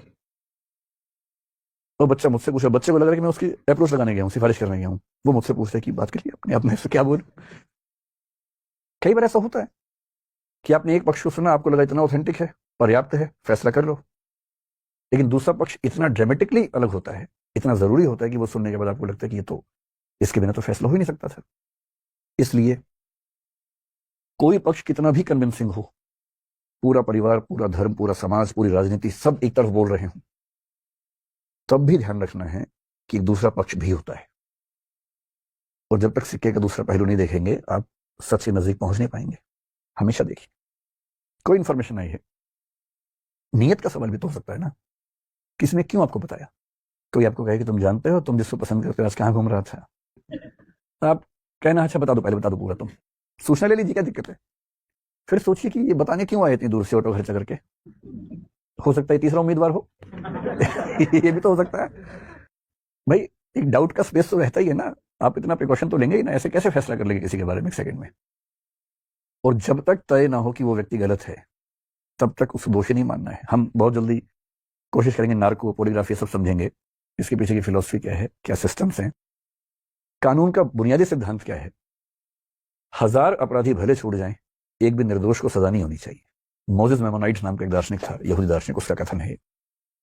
और दुनिया के सारे सभ्य देश इसी उसूल पे चलते हैं। और इसका सिंपल मतलब यह है, जब तक साबित ना हो जाए कि कोई अपराधी है उसे अपराधी नहीं मानना है, वरना आपकी जिंदगी खराब हो जाएगी। आप सब पे शक करते रहेंगे, सब पे संदेह करते रहेंगे, लोग आपसे बात करना बंद कर देंगे। दो ही तरीके हैं, जब तक साबित नहीं होगा तब तक भरोसा करूंगा, दूसरा जब तक साबित नहीं होगा तब तक शक करूंगा। ज्यादा अच्छा क्या है, भरोसा कीजिए जब तक साबित ना हो कि भरोसा गलत है, क्योंकि भरोसा बनाना मुश्किल काम है, तोड़ना बहुत आसान काम है। अब जब इतना कुछ हो गया, आपने नेचुरल जस्टिस भी देख लिया, एडिक्वेट आपके पास फैक्ट्स हैं, पक्ष विपक्ष में हैं, दोनों तरफ के हैं, वो सब देख लिए, तब सवाल आता है कि अब हमें जजमेंट करने की ओर बढ़ना है। और जजमेंट करते समय हमें किन किन गलतियों से बचना है। एक वर्ड होता है, आपने एक शब्द मतलब वो एक विषय का नाम सुना होगा, लॉजिक, सुना है? तर्कशास्त्र बोलते हैं इसको हिंदी में। Logic is a part of philosophy. Philosophy की कुछ ब्रांचेस हैं, उनमें से एक का नाम लॉजिक है। और लॉजिक का काम यह बताना है कि हम फैसला करते हुए, तार्किक फैसले करते समय कौन कौन सी त्रुटियां करते हैं। उन त्रुटियों को बोलते हैं फैलेसी, या हिंदी में बोलते हैं तर्क दोष। कि तर्क करते हुए कौन सी गलतियां आमतौर पर हमसे हो जाती हैं अगर हम प्रिकॉशन ना लें, अगर हम समझदारी से काम ना करें। तो जजमेंट करते समय हमें कुछ ऐसी गलतियों से बचना है जिन्हें जनरली हम फैलेसी कह सकते हैं, तर्क दोष कह सकते हैं। तर्क दोष तो 50 तरह के हैं, हम बहुत कॉमन सेंस वाली जो चीजें उनकी बात करेंगे, जो सामान्य जीवन में अप्लाई होती हैं, अक्सर होती हैं।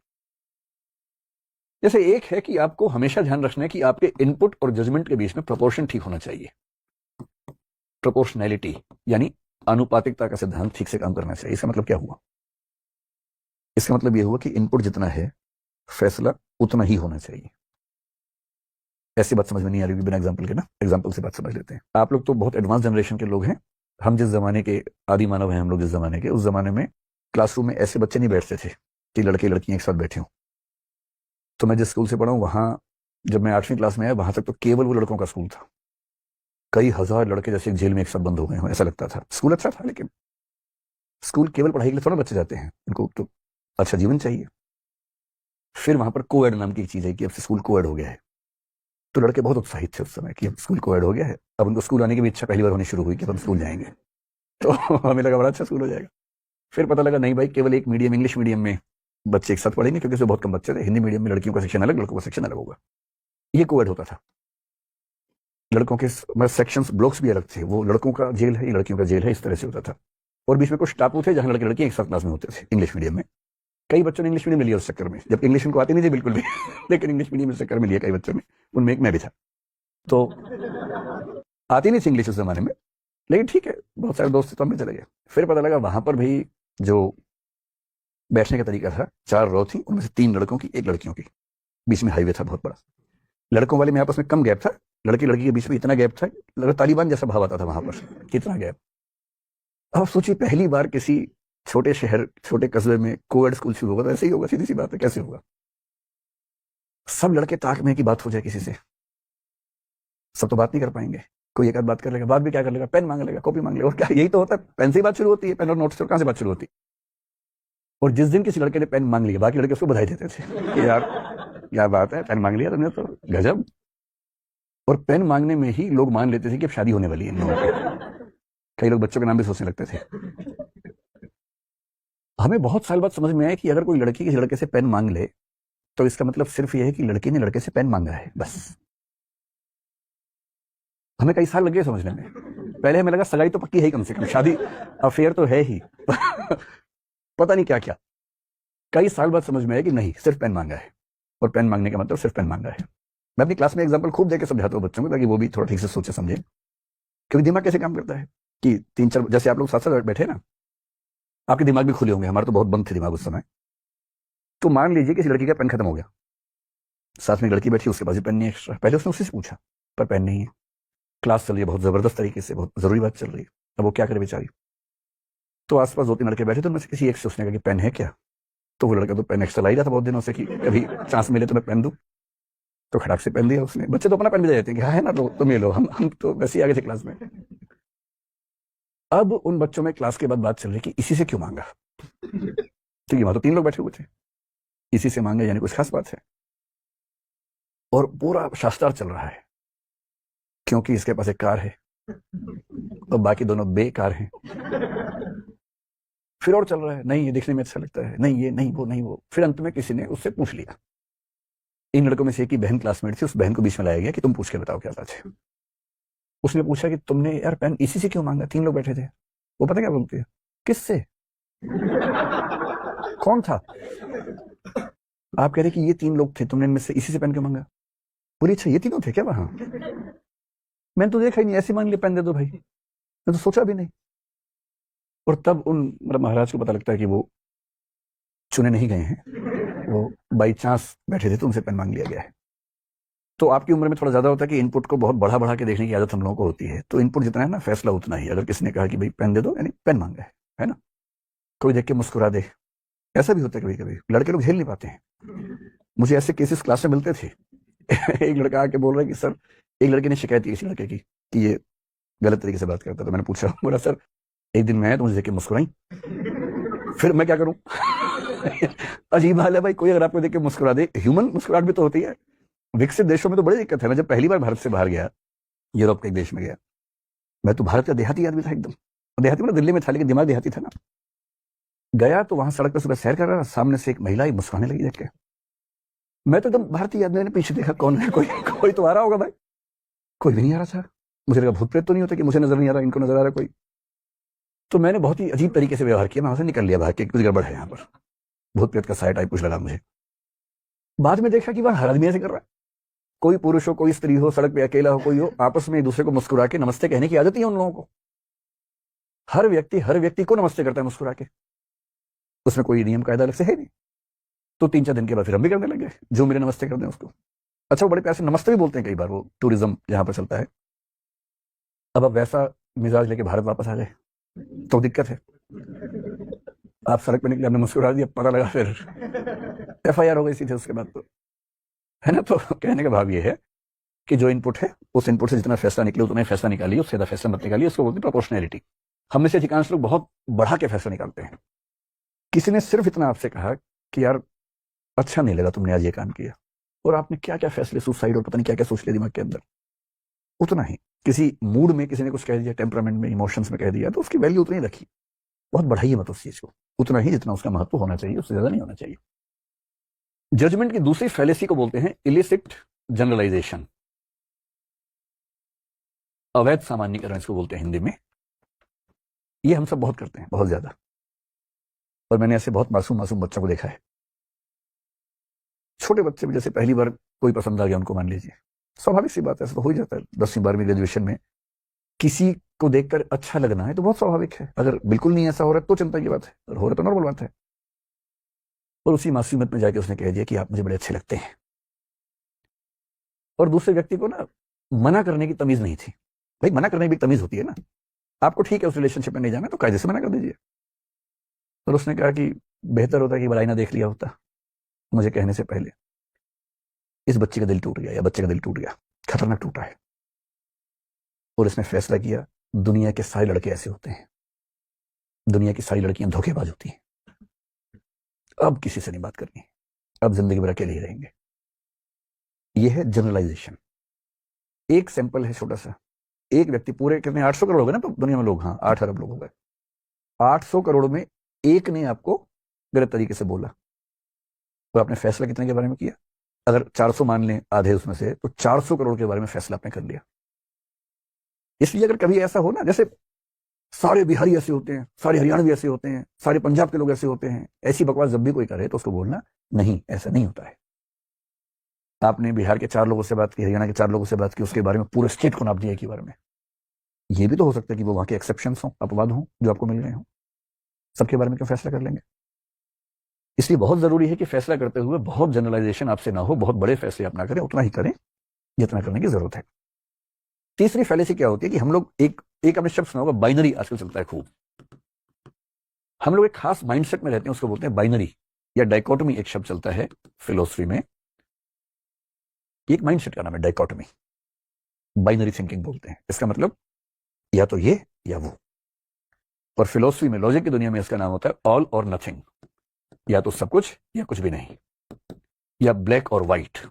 इसी का नाम है दूसरा, ब्लैक और व्हाइट।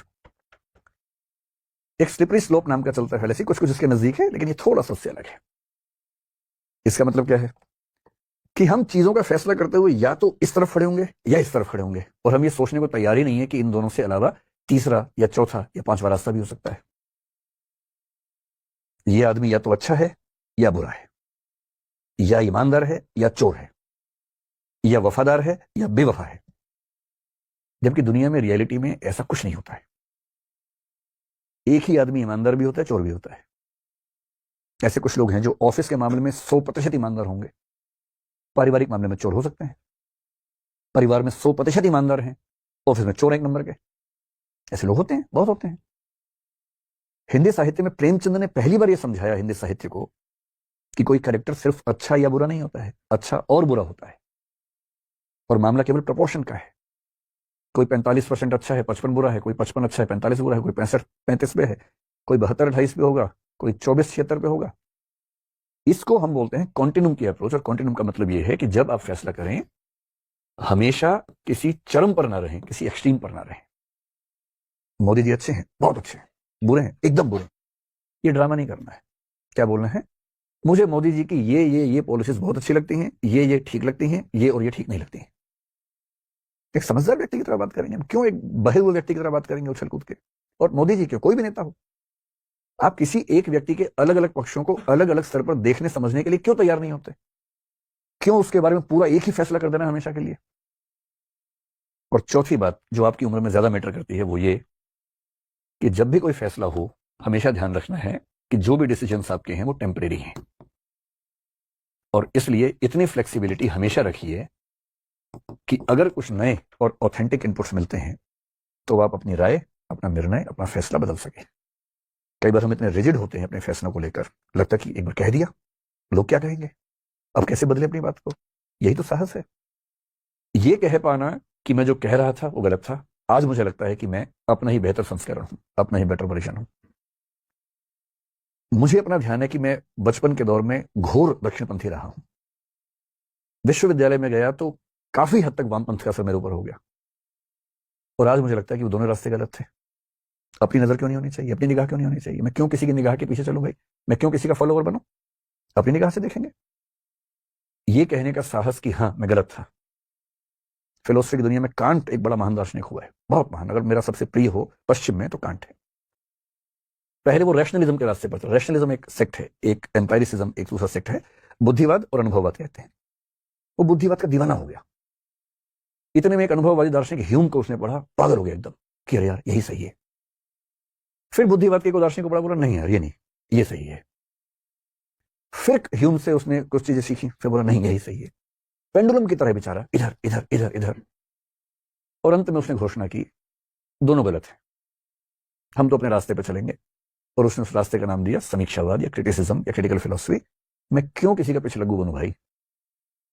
और 20th सेंचुरी में, कांट तो 18th सेंचुरी में हुआ, 20th सेंचुरी में एक आदमी विटगेन्स्टीन, इतना प्यारा आदमी हुआ, कैम्ब्रिज से वो जुड़ा हुआ था, लुडविग विटगेन्स्टीन उसका नाम था। और टाइम पत्रिका ने 20वीं सदी के सबसे महान 100 लोगों में उसको स्थान दिया। उसकी फिलोसफी बहुत मुश्किल है, समझना बड़ा मुश्किल काम होता है, लेकिन मैं जो बताना चाह रहा हूं वो जो रोचक बात उसके बारे में, उसने किताब लिखी, ट्रैक्टेटस नाम से किताब लिखी, बहुत फेमस हो गई किताब। इतनी फेमस हो गई कि उस किताब को बेस बनाकर फिलोसफी में 2-3 स्कूल चल पड़े, पूरे पूरे सब उसके दीवाने हो गए। फिर वो घूमने चला गया, नदी के तट पर रहने लग गया। फिर वापस आए कुछ साल बाद और आके बोला कि मैंने उस किताब में जो भी लिखा था वो सब बकवास है, मैं खुद अपनी किताब को खारिज करता हूं। बाकी लोग बोले आप तो खारिज कर दोगे, हम तो उसी के बेस में पता नहीं कहां तक भवन बना चुके अपने अपने। उसने कहा नहीं, गलत है तो गलत है। मैंने बोला, उस समय वही समझ में आया सब गलत है। और तब एक दूसरा सिद्धांत निकाला, अपने ही पहले सिद्धांत के खिलाफ दूसरा सिद्धांत। ये साहस कि जो मैंने फैसला किया है, एक समय के बाद हो सकता है कि पर्याप्त इनपुट्स ऐसे मिले कि मुझे ही समझ में आ जाए कि फैसला गलत था। और गलत था तो मैं गलत फैसला क्यों ढोता रहूं भाई? क्यों नहीं ईमानदारी से मान लूं कि हाँ एक गलती हुई, अब मैं उस गलती का निराकरण कर रहा हूं। मेरी राय पहले ये थी, अब मेरी राय ये है, और अभी भी गारंटी नहीं है कि हमेशा ही रहेगी राय, कल को बदल सकती है। हाँ ह्यूमन रिलेशंस में आप नहीं कर सकते ऐसा बार बार, लेकिन सामाजिक मुद्दों पे, राजनीतिक मुद्दों पे तो कर सकते हैं। और इसलिए आज के दौर में अगर आप इन प्रिकॉशंस को ध्यान रखते हैं तो मेरा ख्याल है कि हम बेटर जज होंगे। जज बनना बहुत मुश्किल काम होता है, हम जज बनते बहुत ज्यादा हैं। अपने मामले में वकील, दूसरों के मामले में जज तुरंत बन जाते हैं। लेकिन जजमेंटल होना जज होना नहीं है। जजमेंटल हुए बिना ठीक फैसला करना जज होना है। तो ये आज की चर्चा में जो करना चाह रहा था वो ये थी। आपके मन में कुछ सवाल इसको लेकर उठ रहे हो तो पूछिए, उसको डिस्कस करें। जी बताइए। हेलो सर, मेरा नाम शिवशंकर शुक्ला है। सर कभी कभी क्या होता है कि हम एक ही अवसर पे निर्णय लेने पे लगे होते हैं और बहुत सारे अवसर सेम टाइम पे हमारे हाथ से निकल जाते हैं। सरल भाषा में बोलो ना कि कई ऑफर आए हुए एक साथ और एक को चुनना है। मतलब जैसे लाइफ से ही रिलेटेड मान लीजिए, सेम टाइम पे जैसे बीटेक करें या फिर मेडिकल में जाएं या फिर बीए करें या ऐसे, मतलब बहुत सारे वो अवसर हो। और मान लीजिए हम एक निर्णय ले रहे हों और दूसरे, मतलब मैं सही से एक्सप्लेन नहीं कर पा रहा हूँ सही से। मतलब आप कहना चाह रहे हैं कि कभी कभी जिंदगी में ऐसा मोमेंट है जहां बार बार चांस नहीं मिलेगा फैसला करने का, आज ही जैसे फैसला मान करना लीजिए कि एक ही अवसर है, मतलब एक अवसर पे हम लगे हुए हैं एक ही निर्णय लेने में कि नहीं हम इसी पे सोचेंगे, और बहुत सारे और हमारे जो चांसेस हैं वो पीछे छूट गए। तो फिर इस एक साथ कैसे लेके चला जा सकता नहीं नहीं, वो तो छूटेगा ही ना। बैठिए बैठिए, देखिए वो तो छूटेगा ही। एक अरस्तु का नाम सुना आपने? उसने इससे बड़ी अच्छी बात की। उसने कहा कि जब हम पैदा होते हैं तो पोटेंशियलिटी बहुत होती है हमारे अंदर, एक्चुअलिटी कुछ भी नहीं होती है। यानी जैसे आप छोटा बच्चा है, क्या बनेगा? इंजीनियर बन सकता है, डॉक्टर बन सकता है, प्लेयर बन सकता है, कुछ भी बन सकता है, जो चाहे बने। एक्चुअल कुछ भी नहीं बना है। धीरे धीरे वो जिंदगी के फैसले लेगा। जैसे मान लीजिए 10वीं क्लास के बाद उसने चुन लिया कि मैं ह्यूमैनिटीज पढ़ूंगा। अब ह्यूमैनिटीज पढ़ते ही वो डॉक्टर नहीं बन सकता, इंजीनियर नहीं बन सकता, साइंटिस्ट नहीं बन सकता, चार्टर्ड अकाउंटेंट नहीं बन सकता। अब वो हिस्टोरियन बन सकता है, पॉलिटिकल साइंटिस्ट बन सकता है, सोशियोलॉजिस्ट बन सकता है। जैसे जैसे जीवन में आप आगे बढ़ते हैं पोटेंशियलिटी कम होने लगती है और एक्चुअलिटी बढ़ने लगती है, और आगे चल के आप एक स्पेशलाइजेशन में चले जाते हैं, सुपर स्पेशलाइजेशन में जाते हैं, तो आपके पास एक दो ऑप्शन बचते हैं। ये तो जिंदगी का सामान्य नियम है ना आज के दौर में। करना यह है कि जब आप ऐसे जंक्शन पर खड़े हों, किसी मुहाने पर खड़े हैं जहां फैसला करना है, चौराहा है, फैसला केवल इसलिए मत कीजिए कि आपके समाज ने क्या कहा है, परिवार ने क्या कहा है, या दोस्तों ने क्या कहा है। जिंदगी का फैसला है, बुद्धि और दिल का मामला कम है, अंतरात्मा का मामला ज्यादा है। और जब ऐसे मामलों में दुविधा हो, बुद्धि की भी जरूरत है। जैसे 3 में से एक चुनना है, तीनों के फायदे क्या है, नुकसान क्या है, नोट कीजिए। कभी कभी नोट करने के प्रोसेस में ही समझ में आ जाएगा कि ये फैसला ठीक नहीं होगा, आप खुद ही छोड़ देंगे, आपका मन भी मान जाएगा उसके लिए। और कभी अगर ऐसी दुविधा है कि मन नहीं मान रहा है, तो मैं तो ये मानता हूं कि अंतिम फैसला बुद्धि से नहीं, अंतरात्मा से होना चाहिए। और अंतरात्मा एक वो आवाज है जो आपके अंदर आपको बीच बीच में सुनाई देती है, कौंधती है। उसको माना जाता है कि वो आपके व्यक्तित्व के सबसे नजदीक की आवाज है। अंतरात्मा से फैसला लेने में भी गलती हो सकती है, लेकिन उसमें गलती सबसे कम होगी, मिनिमम मिस्टेक्स होंगी। और ये बात एग्जिस्टेंशियलिज्म के लोग बार बार कहते हैं, हजारों बार कहते हैं कि जब भी दुविधा हो जीवन में, अंतरात्मा से फैसला लेना है। अंतरात्मा पर कभी विस्तार में बात करेंगे, अभी संकेत के रूप में। ठीक है जी, बताइए। नमस्ते सर, मेरा नमस्ते। नाम कविता है सर। जी। सर जैसे आपने इनपुट के बारे में बताया, तो उससे रिलेटेड एक सवाल है सर। जैसे इनपुट पहले सर हम ग्राउंड लेवल पे बहुत सारी चीज़ों को सर्च कर बातचीत कर समझते थे। अभी सर उन इनपुट्स को हम कहीं ना कहीं यूट्यूब के प्लेटफॉर्म पर सर्च करते हैं। उसमें भी सर हम वीडियो में देखते हैं कि कौन सा 1 घंटे का है, कौन सा 30 मिनट का। बहुत छोटे से विकल्प को लेकर आगे बढ़ते हैं। अब वो चीज़ और छोटी होकर शॉर्ट्स और रील्स में आ गई है, तो कहीं ना कहीं सर दिमाग उलझा रहता है कि कौन सा इनपुट है, मतलब एक सही इनपुट है। उसमें सर अपने दिमाग को किस तरीके से एक सृजन करे कि इनपुट में भी चीजें हमें क्लियर हो पाए।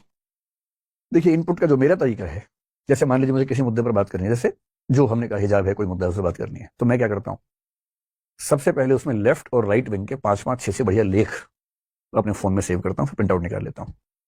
कुछ बढ़िया लेख द हिंदू में मिलेंगे, कुछ आपको एक्सप्रेस में मिलेंगे, ये लेफ्ट ओरिएंटेशन के अखबार हैं। जो राइट विंग के प्लेटफॉर्म्स हैं या अखबार हैं, कुछ अच्छे लेख, रिसर्च आर्टिकल्स वहां भी मिल जाएंगे। कोई पांचजन्य में भी हो सकता है, ऑर्गेनाइजर में भी हो सकता है, क्या तो कोई स्पेशल विशेषांक उसी पे निकला हो।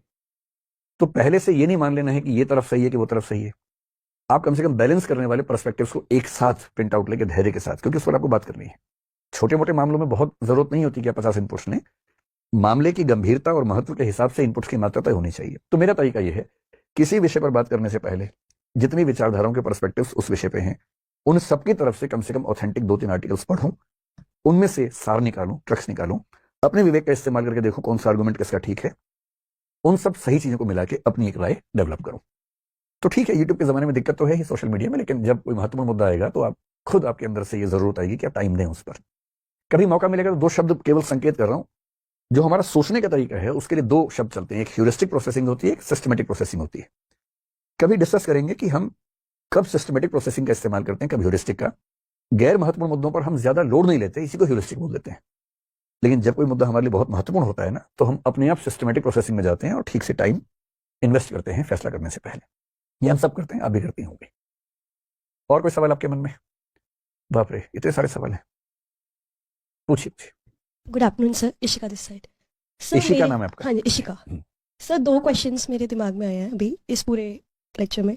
सर जब हम ज़्यादा मतलब कि सजेशंस होती है, तो सर उस सिचुएशन में क्या करना चाहिए? बेसिकली अगर मैं किसी सिचुएशन में हूँ और मेरे पास ज़्यादा सजेशंस आ रही हैं, ज़्यादा इनपुट्स आ रहे हैं, तो मैं उसमें मतलब कि बेसिकली क्या मेरा डिसीजन रिलेटेड प्रोसेस होना चाहिए? क्योंकि अगर मैं ऑब्जेक्टिविटी की बात करती हूँ, या तो ऑल या फिर नथिंग, या तो ब्लैक या फिर वाइट, बट वहाँ मेरे पास बेसिकली सही रहता है कि इतने लिमिटेड ही रहेगा और इसी में ही मुझे करना है। बट मेरे पास अगर ज़्यादा स्पेस आ रहा है, ज़्यादा सजेशंस आ रही हैं, तो उस केस में क्या करना चाहिए? देखिए, इनपुट्स अगर ज्यादा जगह से आ रहे हैं, तो सबसे पहले आपका दिमाग ये भी बताता होगा कि कौन सा इनपुट देने वाला व्यक्ति या चैनल या प्लेटफॉर्म कितना ऑथेंटिक है। तो सबसे पहले अपने आसपास से उन व्यक्तियों और चैनल्स को थोड़ा दूर कीजिए जो बहुत ठोस बात करने से दूर रहते हैं।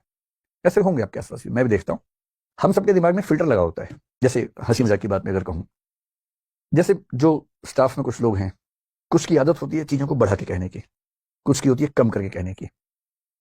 तो कुछ इंटरेक्शंस के बाद हमारे दिमाग में फिल्टर काम करने लगता है। जैसे कोई आके मुझे बोले कि सर बहुत अर्जेंसी है, मेरे पास मैसेज जैसे किसी का है कि सर बहुत अर्जेंट बात करनी है, 2-3 इंसिडेंट्स हो चुके हैं, तो मुझे पता है कि इसकी अर्जेंसी भी ऐसी है कि 4-5 दिन तक कोई दिक्कत नहीं है। और कुछ लोग ऐसे होंगे लिखेंगे कि बात करने की जरूरत है, समय हो तो बताइएगा, और मुझे पता है कि ये बोल नहीं रहा है पर ये बहुत अर्जेंट बात है इसलिए इसने ऐसा लिखा होगा। तो जिनके साथ आप संवाद में हैं, धीरे धीरे समझिए उनके व्यक्तित्व को कि कौन कितना ऑथेंटिक, कितना गहरा, कैसा व्यक्ति है।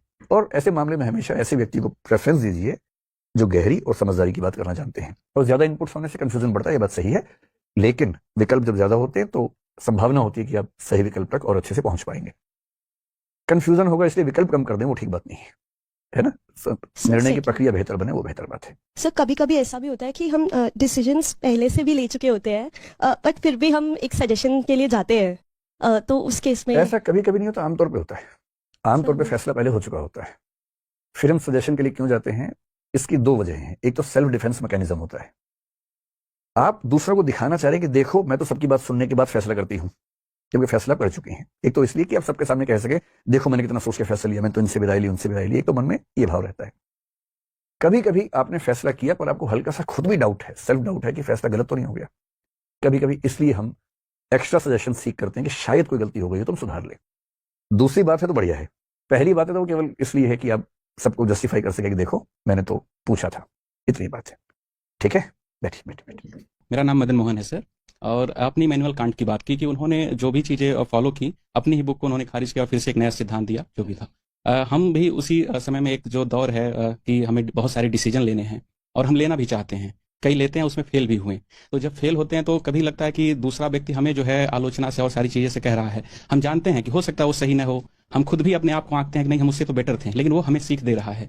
लेकिन जब ऐसे डिसीजन 4-5 बार हम फेल हो रहे हैं, एक्सपेरिमेंट हमारा फेल हो रहा है, तो एक समय ऐसा आता है जब हम कहते हैं कि नहीं, हो सकता है हम उसके मुंह पे कह दें कि नहीं तुम गलत हो, मैं सही कर रहा हूं, लेकिन जब आप अकेले में सोचते हैं तो ये लगता है कि हाँ नहीं कहीं गलती नहीं हो रही है। तो फिर जब अगली बार हमें क्रांति करनी है, नई लानी है, तो हिम्मत कैसे लाएंगे और वो डिसीजन कैसे हो कि कैसे परखें कि नहीं यहाँ से था जो उन्होंने आलोचना की, जो कहा या कुछ लोगों ने सजेशन दिया, हो सकता है कभी 10% आपको तारीफ भी मिल गई, हाँ ठीक है चलो अच्छा किया तुमने, तो वो उस बीच में कैसे आप अपने आप को आगे बढ़ाएं। अगर आपने 4-5 फैसले किए जो गलत साबित हुए जी, तो पहले तो इस अहंकार से बाहर निकल जाइए कि सबसे अच्छा फैसला मैं ही करता हूँ, है ना। ये हो सकता है कि सच में आप गलती कर रहे हो, यस सर, इनपुट्स कम हो या ऑब्जेक्टिविटी कम हो, ये हो सकता है ना। यस सर, दूसरा व्यक्ति आपको सलाह दे रहा है लेकिन उसकी भाषा चुभती हुई है, हाँ। तो भाषा को साइड में कर दीजिए, बात को समझ लीजिए। अगर बात में दम है, भाई कोई चुभती हुई भाषा में सलाह दे पर सलाह अच्छी दे तो भाषा साइड में कर दीजिए, सलाह ले लीजिए। कोई मीठी भाषा में बकवास कर रहा है तो दूर कीजिए, केवल भाषा सुनिए, मस्त रहिए, क्या मतलब है ना। सार को वही रखे, वो तो करना ही पड़ेगा ना, सार निकालना पड़ेगा। तो यदि ये 3-4 फैसले गलत हुए तो विनम्रता से मान सकते हैं कि शायद हमने कोई गलती की होगी। और यदि कोई सलाह अच्छी दे रहा है तो उस सलाह का उतना हिस्सा स्वीकार करने में कोई हर्ज भी नहीं है। यस सर, और लोग क्या कहेंगे इसका बहुत ध्यान मत दीजिए, लेकिन हाँ अगर कोई अच्छी सलाह है तो बेशक लोग कहें कि देखो उसकी नकल मार ली, कोई बात नहीं, अपना फैसला लेके आगे बढ़िए। और आप कुछ भी करेंगे तो लोग तो कुछ ना कुछ कहेंगे ही कहेंगे। तो बेहतर है कि जो सबसे सही फैसला है वो चुनिए, और लोग क्या कहेंगे मतलब मैं एक तकिया कलाम मेरा है, लोग क्या सोचेंगे, अगर ये भी मैं सोचूंगा तो लोग क्या सोचेंगे, तो उनको सोचने दो, अपना जो ठीक लगता है वो कीजिए। ठीक है, बैठिए बैठिए। नमस्कार सर, मेरा नाम रेखा वर्मा है। सर जैसे कि आपने बताया कि कांट ने अपनी ही पुस्तक को खारिज कर दिया था। आमतौर पर यह माना जाता है कि किसी भी मुद्दे पर या किसी भी बात पर एक स्थिरता सामाजिक साख से जोड़ी जाती है कि ये व्यक्ति विश्वसनीय है, अपनी बात पर अड़िग रहेगा। लेकिन ड्यूरिंग द लाइफ प्रोसेसन हम लोग सोचते हैं वही परिष्करण वाला सिद्धांत कि ये चीज ठीक है, अनुभव से गलत मिली है, आगे इसको और बेहतर करते हैं। और अगर ये ऐसा बार बार हो रहा है तो क्या उस सामाजिक साख को हम कैसे काउंटर करें? मैंने पहले ही कहा था कि पर्सनल रिलेशंस में ये बात लागू नहीं होती है। मैं सामाजिक संबंधों की मैं उसी की बात कर रहा हूँ। संबंधों के मामले में यदि आप बार बार खारिज कर रहे हैं तो इसमें सच में ये खतरा है कि आपको एक सही व्यक्ति के रूप में ना देखा जाए, क्योंकि बचपन की बात अलग है, मैच्योर होने के बाद जब आप संबंध अपने चुनते हैं तो ये अपेक्षा की जाती है कि आपने सोच समझ के चुना होगा। एक आध गलती हो सकती है लेकिन बार बार होगी तो इसका मतलब आपके थॉट प्रोसेस में मिस्टेक्स हो रही हैं। यहां तो बात है विचारों की। अगर आप कहें कि मैंने पिछली बार इस पार्टी को वोट दिया था लेकिन इस बीच में मुझे लगा कि मेरा फैसला गलत था इसलिए मैं इस बार इस पार्टी को वोट दूंगा, मुझे नहीं लगता कोई आपकी साख इससे खत्म होने वाली है। सामाजिक, राजनीतिक, आर्थिक मुद्दों पर आपके फैसले क्या हैं, अगर वो बदल रहे हैं और तथ्यों के साथ बदल रहे हैं, आप समझा सकते हैं लोगों को कि मैंने क्यों अपनी राय बदली, तो इससे आपकी आपके बारे में साख बेहतर ही बनेगी, खराब नहीं बनेगी। लेकिन हाँ, पर्सनल सोशल रिलेशनशिप्स में बहुत फ्लक्चुएशंस अगर हैं तो ये संकेत है कि आप बहुत स्थिर मन से नहीं सोच पा रही हैं, वो बात सही भी है। तो मैंने पहले ही कहा था कि रिलेशनशिप्स की बात नहीं है, ये विचारों की बात है, मुद्दों की बात है। मुद्दों के मामले में आपकी राय समय के साथ बदले, तथ्यों के साथ बदले तो कोई दिक्कत नहीं है। क्या परेशानी है? तब तो फिर सर जैसा कि समझाना होगा, अपना पक्ष रखना होगा, तो क्या हम फिर उसी प्रोसेस में फंसे रहेंगे? फिर अपना नहीं। परिश्रम कैसे तो करेंगे? फिर एक बिंदु वो आता है जब आपको इस बात से फर्क पड़ना बंद हो जाता है कि दूसरे आपके बारे में क्या सोच रहे हैं। फिर साख की बात ही क्यों करनी? जैसे मेरी साख मेरे इलाके में शून्य है इस मामले में, मुझे फर्क भी नहीं पड़ रहा है। मैं इतना क्यों सोचूं कि वो मेरे बारे में क्या सोच रहे हैं? मैं निश्चिंत हूं, मुझे फर्क ही नहीं पड़ रहा है। और कभी किसी से नाराजगी हो भी जाए ना, दुश्मनी मत कीजिए, उसमें टाइम बहुत खर्च होता है। सबसे अच्छा होता है इग्नोर कीजिए। Exactly. जिक्र क्या, जुबां पे नाम नहीं, इससे बढ़कर इंतकाम नहीं। वाह, सोचिए ही मत, अपनी जिंदगी में आगे बढ़िए, मस्त रहिए। Thank you sir. बैठिए बैठिए। बहुत बहुत शुक्रिया, आप लोगों ने इतना समय निकाला, और जल्दी अगले सेशन में हम लोग मिलेंगे फिर से। ठीक, धन्यवाद।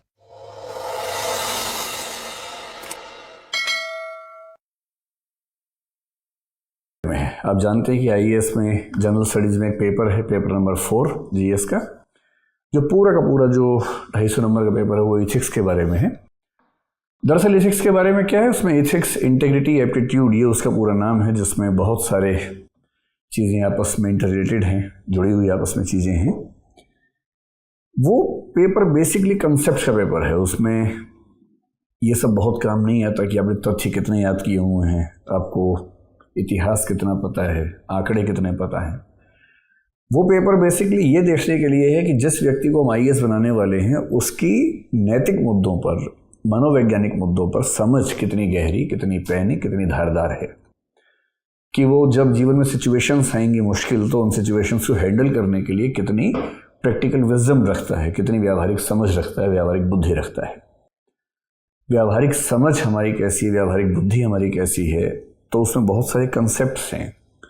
उन कंसेप्ट्स को समझना, उन कंसेप्ट्स के बीच के बारीक अंतरों को समझना, ये उस पेपर की बेसिक डिमांड है। यानी बेसिकली एक समझदार, संवेदनशील मनुष्य होने की डिमांड उस पेपर में है, न कि कुछ उत्तरों को याद करने की, न कि कुछ तथ्यों को याद करने की। तो मेरा मन हुआ कि उस पेपर में आने वाले कुछ कंसेप्ट्स, उनके नज़दीकी कंसेप्ट से अंतर कैसे उनमें करें, ये हम समझने का अभ्यास करें। आज मैंने जो सबसे पहला टॉपिक लिया है इसके लिए, वो 2 शब्द ऐसे हैं, एक शब्द है एथिक्स, एक है मोरालिटी। और ये सुन के पहली बार में लगता है कि अरे इनमें क्या अंतर है, तो एक ही बात है। लेकिन आपको जान के आश्चर्य होगा कि अभी उत्तर प्रदेश का जो नया पाठ्यक्रम आया, उसमें भी उसने यूपीएससी के सिलेबस को एज इट इज़ एथिक्स को उठा लिया। एक ही मुख्य परीक्षा उनकी अब तक हुई, और उस मेंस के पेपर में एक क्वेश्चन पूछा जिसमें एथिक्स और मोरालिटी में अंतर पूछा है, और उसके बाद एथिकल एक्शंस के बारे में कुछ खास बातें और पूछी हैं। तो मुझे लगा कि कुछ ऐसे बारीक कंसेप्ट से बात करें, तो आज हम बातचीत करेंगे इसी विषय पर कि एथिक्स और मोरालिटी, इन दोनों में क्या अंतर है। और मैं बात की शुरुआत 1-2 एग्जाम्पल से करता हूँ, ताकि आपको एकदम समझ में आए कि चीज़ें कहाँ जाके एथिक्स में अलग होती हैं, कहाँ जाके फंस जाती हैं। कल्पना कीजिए कि आप अभी, जैसे कोरोना का समय चल रहा है और प्राइवेट हॉस्पिटल्स भी काम कर रहे हैं, सरकारी भी काम कर रहे हैं। प्राइवेट हॉस्पिटल्स को लेकर आजकल एक बात ये भी आ रही है कि वो प्रॉफिट मेकिंग पर उनका जोर ज़्यादा है। बहरहाल, आज की बात करें या किसी भी दौर की बात करें, किसी भी समय की बात करें, एक सिचुएशन लेते हैं, और एथिक्स के पेपर को समझने का सबसे अच्छा तरीका है कि जो भी मुद्दा समझना हो, 2-3-4 एग्जाम्पल्स दिमाग में लाइए, एग्जाम्पल से समझिए, और जब यूपीएससी या पीसीएस का कोई अगर आप एग्ज़ाम दे रहे हैं, वहाँ पूछा जाए, कोशिश करके उसमें थोड़ा सा कंसेप्ट लिख के एक एग्जाम्पल ज़रूर दें, ताकि परीक्षक के दिमाग में एकदम ये नक्शा बैठ जाए कि आप इस कंसेप्ट से क्या समझते हैं और कितनी बारीक आपकी समझ उस मामले में है।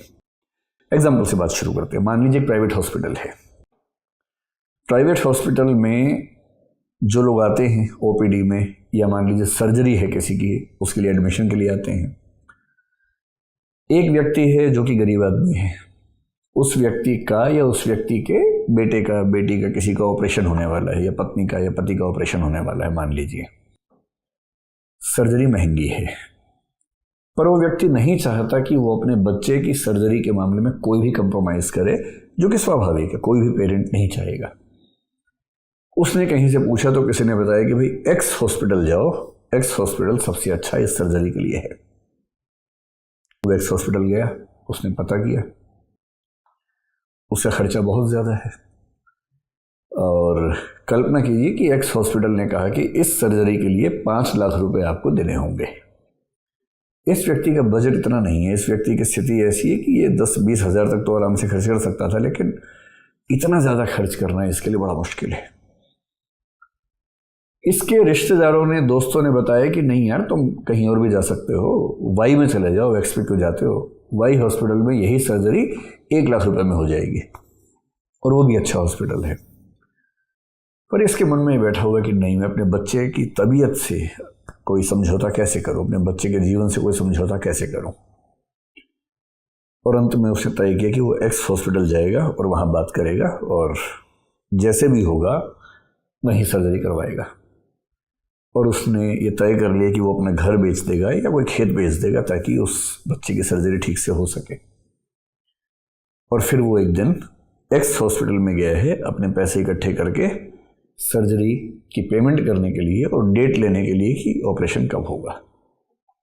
अब सिचुएशन देखिए, वहां रिसेप्शन काउंटर पे या एडमिशन्स वाले डिपार्टमेंट में एक व्यक्ति है, और उस व्यक्ति की नौकरी ये है कि वहाँ जो भी आए उनकी काउंसलिंग करे, उन्हें समझाए कि हमारा हॉस्पिटल सबसे अच्छा क्यों है।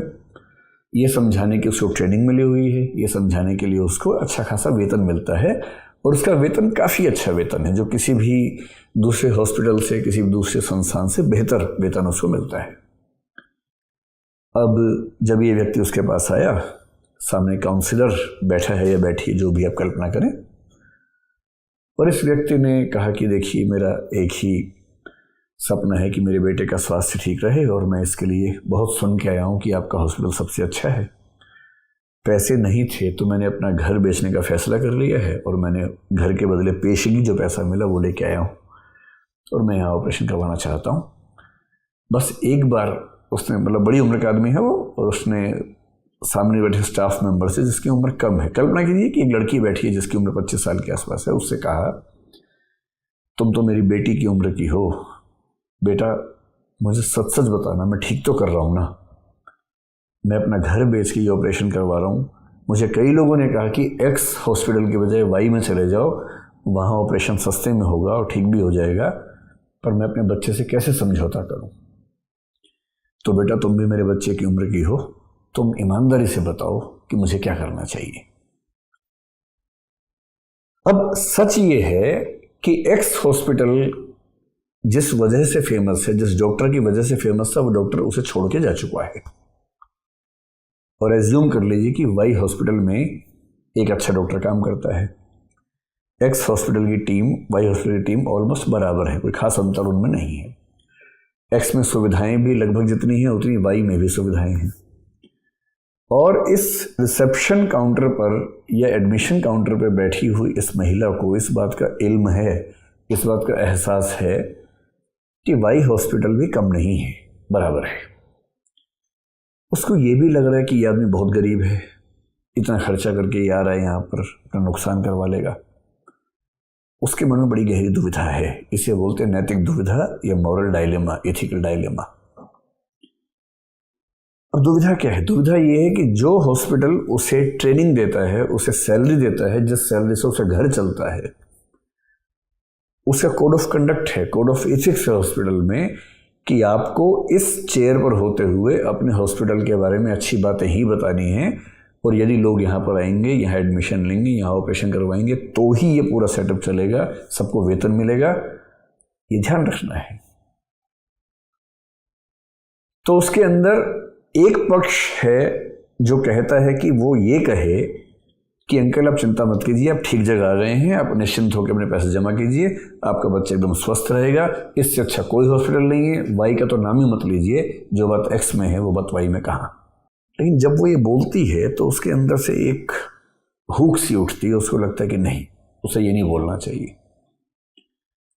और जैसे ही एक ऐसी सिचुएशन बनती है कि उस कमरे में उस अंकल और उसके अलावा इस समय कोई तीसरा व्यक्ति नहीं है, सीसीटीवी भी नहीं है, और है भी तो उसमें वॉइस रिकॉर्डिंग की सुविधा नहीं है, मान लीजिए। अब उसकी दुविधा बढ़ गई है कि मैं आखिर बोलूं तो क्या बोलूं। आप बताइए उसे क्या बोलना चाहिए। अगर वो बोलती है कि अंकल आप वाई में जाओ तो वो नैतिक है या अनैतिक है, और यदि वो कहती है कि अंकल आप यहीं अपने बच्चे का ऑपरेशन करवाओ, तो वो नैतिक है या अनैतिक है। और आप पाएंगे कि अजीब सी दुविधा है, क्योंकि दोनों ही मामलों में उसको अनैतिक होना ही पड़ेगा। एक मामले में उसको अपने हॉस्पिटल के प्रति जिम्मेदारियों से अनैतिक होना पड़ेगा, और दूसरे मामले में उसे अपनी मानवीय जिम्मेदारियों से अनैतिक होना पड़ेगा। ये जो डिफरेंस है, इसको बोलते हैं एथिक्स और मोरालिटी का डिफरेंस। आप सोचेंगे ये तो अजीब सी बात हो गई, कोई बात नहीं, एक और एग्जाम्पल देता हूं, उस एग्जाम्पल के बाद फिर हम आते हैं इस बात पर कि इसको कैसे डिफाइन करेंगे। कल्पना कीजिए कि एक केस कोर्ट में चल रहा है, और आपको पता ही है कि हमारे देश में जो लीगल सिस्टम है, किसी क्रिमिनल ऑफेंस में ये ज़रूरी है कि उस एक्यूज्ड यानी कि आरोपी व्यक्ति की तरफ से केस लड़ा जाए, उसको पूरा मौका मिले सुनवाई का, ये बड़ा ज़रूरी है। और यदि कोई और तैयार ना हो या तैयार हो भी तो भी उसकी तरफ से ये तो माना ही जाता है कि जो पीड़ित पक्ष है उसकी तरफ से सरकारी वकील होता ही होता है, और एक्यूज्ड या आरोपी जो है उसकी तरफ से यदि प्राइवेट वकील ना भी हो तो भी सरकार की जिम्मेदारी है कि उसको वकील उपलब्ध करवाए।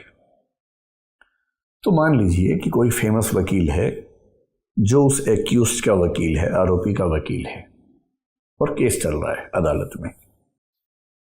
उसे साबित करना है कि उसका जो मुवक्किल है यानी कि जो आरोपी है वो बेगुनाह है, बेकसूर है, वो अपराधी नहीं है, और वो साबित करने के लिए एड़ी चोटी का जोर लगा रहा है।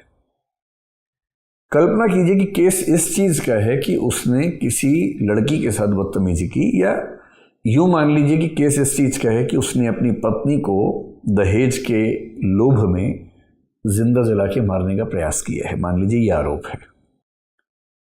वकील का अपना धर्म है, वकील अपने मुवक्किल को बचाने का पूरा प्रयास करता ही है, जो उसका जो कोड ऑफ एथिक्स है, कोड ऑफ कंडक्ट है एडवोकेट्स का, उसके तहत ये जायज़ भी है, वो बचा रहा है। और इतने में अंत में जिस लड़की के बारे में बात चल रही है वो लड़की बहुत घायल अवस्था में, लेकिन अंत में वो फैसला करती है कि मैं कोर्ट में जाके अपनी बात रखूंगी, और वो कोर्ट में आती है बात रखने के लिए। और जब वो कोर्ट में आती है कटघरे में, जज साहब को अपनी आप बीती सुनाती है। वो आप बीती इतनी प्रामाणिक है, वो लगातार साथ में रो भी रही है, उसकी आंख से आंसू भी आ रहे हैं, उसका शरीर जला हुआ भी है, किसी तरह से वो जिंदा बची है, और अभी भी नहीं पता कि वो कितना बचेगी, अगर बचेगी तो। जब उसने अपनी पूरी कहानी कह ली और जज ने इस वकील से कहा कि अब आप चाहें तो क्रॉस एग्जामिनेशन कर सकते हैं, इनसे सवाल पूछ सकते हैं ताकि आपको भी सुनवाई का मौका मिले। अब इस वकील के अंदर से आवाज आ रही है कि नहीं, ये लड़की एकदम सच बोल रही है और इसके मुवक्किल को सजा मिलनी ही चाहिए। और इसका जो प्रोफेशनल इंटेग्रिटी वाला मामला है, व्यावसायिक नैतिकता का जो मामला है, उसके हिसाब से इसकी जिम्मेदारी बनती है कि ये अपने मुवक्किल को बेगुनाह साबित करने के लिए कुछ मुश्किल सवाल पूछे, जिन सवालों के जवाबों से ये तय हो सके कि नहीं, इसका मुवक्किल दोषी नहीं है, वो बेगुनाह है। इसके पास 2-3 ऐसे सवाल हैं जो ये पूछेगा तो शायद वो लड़की फंस जाएगी, उलझ जाएगी उन सवालों में, क्योंकि उसको लीगल अंडरस्टैंडिंग नहीं है। और ये सवाल केवल इसको पता है, इसके मुवक्किल को ही नहीं पता है। अब ये उसके पास गया सवाल पूछने के लिए, इसके मन में बड़ी खतरनाक दुविधा है कि मैं ये 2-3 सवाल पूछ के अपने मुवक्किल का केस मजबूत करके उसको बचा लूं, या मैं ये 2-3 सवाल नहीं पूछ के इस लड़की का केस मजबूत होने दूं और अपने मुवक्किल को, जो कि इसको लगता है कि गुनहगार है, सजा होने दूं। अब मैं फिर आपसे पूछता हूं कि आपकी राय में इनमें से कौन सी स्थिति में वकील नैतिक है और कौन सी स्थिति में वकील अनैतिक है। और आप फिर पाएंगे कि दोनों ही स्थितियों में अनैतिक तो होना ही पड़ेगा। नैतिकता की दुनिया ऐसी है नहीं कि आप एक तरफा तरीके से नैतिक हो जाएं या एक तरफा तरीके से अनैतिक हो जाएं। हमारे जीवन में ऐसी हजारों स्थितियां आती हैं जहां आपको नैतिक और अनैतिक होना पड़ता है, नैतिक या अनैतिक होना संभव नहीं होता। ये जो दुविधा है, ये एथिक्स और मोरालिटी की दुविधा है। अब इन दुविधाओं से परिचित करवाने के बाद मैं समझ पा रहा हूं कि आपके अंदर ये जिज्ञासा पैदा हो गई होगी कि आखिर इन दोनों शब्दों में क्या अंतर है। अब थोड़ा सा हम समझने का प्रयास करते हैं इन दोनों शब्दों में क्या अंतर है। एक शब्द हमारे सामने है एथिक्स और एक शब्द हमारे सामने है मोरालिटी। तो अगर मैं इन दोनों शब्दों को सबसे पहले केवल लिख दूं, एक शब्द है एथिक्स और एक है मोरालिटी। अब हिंदी की दुविधा यह है कि इनका अनुवाद बहुत सटीक नहीं हो पाता, लेकिन कहने के लिए एथिक्स का अनुवाद नीति शास्त्र किया जाता है और मोरालिटी का नैतिकता करते हैं। मैं आपको समझाऊंगा इस अनुवाद में भी क्या समस्या है। एथिक्स और मोरालिटी में क्या अंतर है, क्या समानता, मैं पहले एक बात स्पष्ट कर दूं ताकि कोई दुविधा आपको ना हो जाए। दो तरह के अंतर, दो अलग अलग सेंस में ये अंतर हम देख सकते हैं। पहले मैं सेंस वन समझाने का प्रयास करता हूं आपको। सेंस वन का मतलब है कि एक नजरिए से, क्योंकि जब शब्दों के एक से ज्यादा मतलब हो तो हमें ध्यान रखना पड़ता है कि हम जब किसी शब्द की बात करेंगे तो ये ध्यान रखेंगे कौन से अर्थ में उसकी बात हम कर रहे हैं, ये ध्यान रखना बहुत जरूरी है। पहले सेंस वन देखते हैं। सेंस वन में जो एथिक्स शब्द है, अगर मैं उसकी बात आपसे करूं तो सेंस वन में एथिक्स शब्द का मतलब होता है एक विषय, एक डिसिप्लिन। आपने सुना होगा कि एक विषय है दर्शन शास्त्र, फिलॉसफी। फिलॉसफी मेरा सबसे प्रिय विषय है। मैंने यूपीएससी के लिए कई साल उस विषय को पढ़ाया भी है, खुद भी उससे मैंने यूपीएससी के एग्जाम दिए हैं और बहुत ही रोचक, बहुत ही प्रिय, बहुत ही सुंदर विषय फिलॉसफी है। तो फिलॉसफी की ब्रांचेस में से एक ब्रांच का नाम होता है एथिक्स। कुछ लोग कहते हैं फिलॉसफी की 3 ब्रांचेस हैं, कुछ लोग और बढ़ाते हैं, कुछ लोग बढ़ाते बढ़ाते 10 ब्रांचेस कर देते हैं। पर यह सहमति है कि अगर आप 3 भी ब्रांचेस करेंगे तो भी उनमें से एक ब्रांच का नाम एथिक्स मानना होगा। और एथिक्स का मतलब है इस बात का विज्ञान, इस बात का अध्ययन कि समाज के नज़रिए से या एक ऑब्जेक्टिव नज़रिए से किन चीज़ों को नैतिक, किन चीज़ों को अनैतिक मानना चाहिए, और एक नैतिक जीवन जीने की क्या कसौटियाँ हो सकती हैं, क्या असूल हो सकते हैं, और कैसे हम जीवन को और नैतिक बनाएं, ये सारी बातें जिसमें आती हैं उसको बोलते हैं एथिक्स या नीति शास्त्र। जब हम एथिक्स को एक विषय के रूप में लेते हैं तो इसका सबसे अच्छा अनुवाद निश्चित रूप से नीति शास्त्र होता है। और नीति शास्त्र, जैसा कि मैंने आपसे पहले ही कहा, नीति शास्त्र का मतलब है वह विज्ञान जो नैतिकता से जुड़े सभी विषयों को डिस्कस करता है। विज्ञानों के 2 प्रकार माने गए हैं, डिस्क्रिप्टिव और नॉर्मेटिव। सामान्यतः डिस्क्रिप्टिव विज्ञान यानी वर्णनात्मक विज्ञान केवल ये बताते हैं कि क्या है, जैसे फिजिक्स है, केमिस्ट्री है, बायोलॉजी है, ये बताते हैं क्या है, जगत का सत्य क्या है, वास्तविकता क्या है। वो ये बात नहीं करते कि क्या होना चाहिए।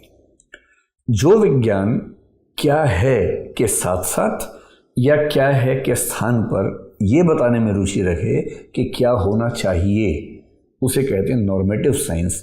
और नॉर्मेटिव साइंसेज में से सबसे महत्वपूर्ण साइंस जिसको माना गया है उसको बोलते हैं नीति शास्त्र, क्योंकि नीति शास्त्र की ज़्यादा रुचि ये बताने में है कि क्या होना चाहिए, क्या अच्छा होगा, क्या नहीं करना चाहिए। तो चाहिए मूलक विषयों को नॉर्मेटिव साइंसेस या मानकीय विज्ञान कहने की परंपरा है, बहुत पुरानी परंपरा है, उस हिसाब से इसको हम कह सकते हैं। तो पहले सेंस में एथिक्स तो हुआ नीति शास्त्र। और एथिक्स के अंदर हम पढ़ते क्या हैं? एथिक्स के अंदर हम पढ़ते हैं ये कि हमारा जो आचरण है, हमारे जो कर्म हैं, उन कर्मों को हम किस किस प्रकार से बांट सकते हैं। और एथिक्स के लोग कहते हैं कि हमारे कर्मों को सामान्यतः 3 प्रकार से बांटा जा सकता है। कुछ कार्यों को हम नैतिक कह सकते हैं, कुछ को अनैतिक कह सकते हैं। ये 2 शब्द आपने सुने ही होंगे। एक तीसरा शब्द भी है और वो तीसरा शब्द है निर्नैतिक। आप सोचेंगे अरे ये कौन सा शब्द आ गया? अगर मैं आपको अंग्रेजी में इन शब्दों का अनुवाद करके बताऊं तो नैतिक के लिए अंग्रेजी में शब्द होता है मोरल, अनैतिक के लिए अंग्रेजी में शब्द होता है इमोरल। ये दोनों शब्द आपको पता ही है। निर्नैतिक के लिए अंग्रेजी में शब्द होता है नॉन मोरल, यानी जो कार्य नीति शास्त्र से सुसंगत हैं या समाज की नैतिक संहिताओं से सुसंगत हैं, उन्हें हम कहते हैं कि भाई वो नैतिक कार्य हैं। ठीक बात है। जैसे मैं एग्जांपल दूं, अगर आप सड़क पर जा रहे हो और कोई गरीब व्यक्ति, कोई बेचारा व्यक्ति आपको नजर आए और आप उसकी मदद में उसे कुछ खिला दें, तो सामान्यतः दुनिया में हर व्यक्ति या दुनिया का हर समाज या दुनिया का हर नीति शास्त्र कहेगा कि आपका कार्य नैतिक है। देखिए, एथिक्स की दुनिया में प्रायः ऐसा एक भी कार्य नहीं है जिस पर दुनिया भर में हर समय, हर काल में सहमति होगी, हर स्थान में सहमति होगी कि यह नैतिक ही है। लगभग किसी भी कार्य को किसी न किसी कंटेक्स्ट में अनैतिक कहा जा सकता है, किसी भी कार्य को किसी न किसी कंटेक्स्ट में नैतिक कहा जा सकता है। इस पर कभी और विस्तार में बात करेंगे। अभी सिर्फ ये समझें कि भूखे को खाना खिलाना सामान्यतः नैतिक ही माना जाएगा, 1000 में से 999 परिस्थितियों में नैतिक ही माना जाएगा, उसे अनैतिक नहीं माना जाएगा। फिर हो सकता है कि रास्ते में आपको एक व्यक्ति मिले जिसके पास भोजन करने के पैसे नहीं, उसने आपसे हेल्प मांगी और किसी व्यक्ति ने उसकी हेल्प करने के स्थान पर उसकी मरम्मत कर दी, उसकी पिटाई कर दी, उसको 3-4 गालियां बक दी। मेरे ख्याल से कोई भी व्यक्ति कहेगा कि ये अनैतिक है, इमोरल है। भाई कोई परेशान व्यक्ति है, आप उसकी मदद नहीं करना चाहते, नहीं कर सकते, तो कम से कम शांत रहो, उसे पीड़ित तो मत करो। तो किसी पहले से पीड़ित व्यक्ति को और पीड़ित करना सामान्य स्थितियों में 1000 में से 999 स्थितियों में इसको अनैतिक ही कहा जाएगा, जब तक कोई और कंडीशन ना हो। जैसे मान लीजिए ये पता लगे कि वो बहुत जघन्य अपराधी किस्म का व्यक्ति है, इसलिए आप उसकी मदद नहीं करना चाहते, तो एक अलग बात हो जाएगी। सामान्य स्थितियों में एक ऐसे व्यक्ति की मदद न करना, बल्कि उसको प्रताड़ित करना जो मदद का आकांक्षी है, परेशान है, बेचैन है, हम कहेंगे कि ये एक्शन इमोरल है। नॉन मॉरल का मतलब होता है जो एक्शन ना मॉरल हो ना इमोरल हो, जो उन दोनों से अलग किस्म का एक्शन हो। जैसे पानी पीना, जैसे अपनी किताब लेके अपने हिसाब से उसको पढ़ना, जैसे सैर पे जाना। आप किसी को ना परेशान कर रहे हैं, ना आप किसी की मदद कर रहे हैं। जिस कार्य से समाज में किसी को ना फायदा हो रहा हो, ना समाज में किसी को नुकसान हो रहा हो, जिस कार्य को नीति शास्त्र की दृष्टि से अच्छा भी ना कह सकें, बुरा भी ना कह सकें, सामान्य कार्य है। कपड़े धोना, अपने कपड़े धोना, ठीक है, ना नैतिक है ना अनैतिक है, निर्नैतिक कार्य है। अब अगर मैं आपसे कहूं तो पहली सेंस में नीति शास्त्र वह विषय है जिसके अंतर्गत हम स्टडी करते हैं नैतिकता का, अनैतिकता का, निर्नैतिकता का। और इस सेंस में रिलेशनशिप क्या बना? अगर मैं सेंस 1 की बात कर रहा हूं तो रिलेशनशिप ये बना कि एक है बड़ा सर्कल, एक है उसके अंदर छोटा सर्कल। नीति शास्त्र हो गया बड़ा सर्कल, यानी कि इथिक्स। इसको अगर मैं हिंदी में लिखना चाहूं तो मैं कहूंगा कि ये इथिक्स हो जाएगा, ठीक है। तो बड़ा सर्कल हो गया इथिक्स, और हम कहेंगे कि मोरालिटी इसके भीतर का हिस्सा है, क्योंकि मोरालिटी वह विषय वस्तु है जिसका अध्ययन इथिक्स नाम के विषय में होता है। एक सेंस में ये अंतर हो सकता है, लेकिन इस सेंस में यूपीएससी या पीसीएस ने पूछा तो नहीं है। ये तो मोटा मोटा अंतर है। इथिक्स की अगर आप पोथियां पढ़ेंगे, किताबें पढ़ेंगे जो विश्वविद्यालयों में पढ़ाई जाती हैं, जो यूपीएससी के सिलेबस से मैच नहीं करती हैं। इथिक्स का जो सिलेबस विश्वविद्यालयों में है और जो यूपीएससी का सिलेबस है, उसकी नेचर में, उसकी अप्रोच में, उसके कंटेंट में बहुत बड़ा अंतर है। क्योंकि यूपीएससी के सिलेबस को एडमिनिस्ट्रेटिव पॉइंट ऑफ व्यू से डिज़ाइन किया गया है, न कि फिलोसफिकल पॉइंट ऑफ व्यू से डिज़ाइन किया गया है। उसमें फिलोसफी का हिस्सा तो है, किंतु वो प्योरली फिलोसफी की ब्रांच की सेंस में पाठ्यक्रम नहीं है। तो एक अंतर ये हुआ, लेकिन ये अंतर यहाँ उतना काम नहीं आएगा जितना काम हम चाहते हैं कि आए। तो अब समझने का प्रयास करते हैं कि फिर यहाँ पर इसमें क्या अंतर हो सकता है, किस माध्यम से इसके अंतर को हम डिफाइन कर सकते हैं। अब देखते हैं।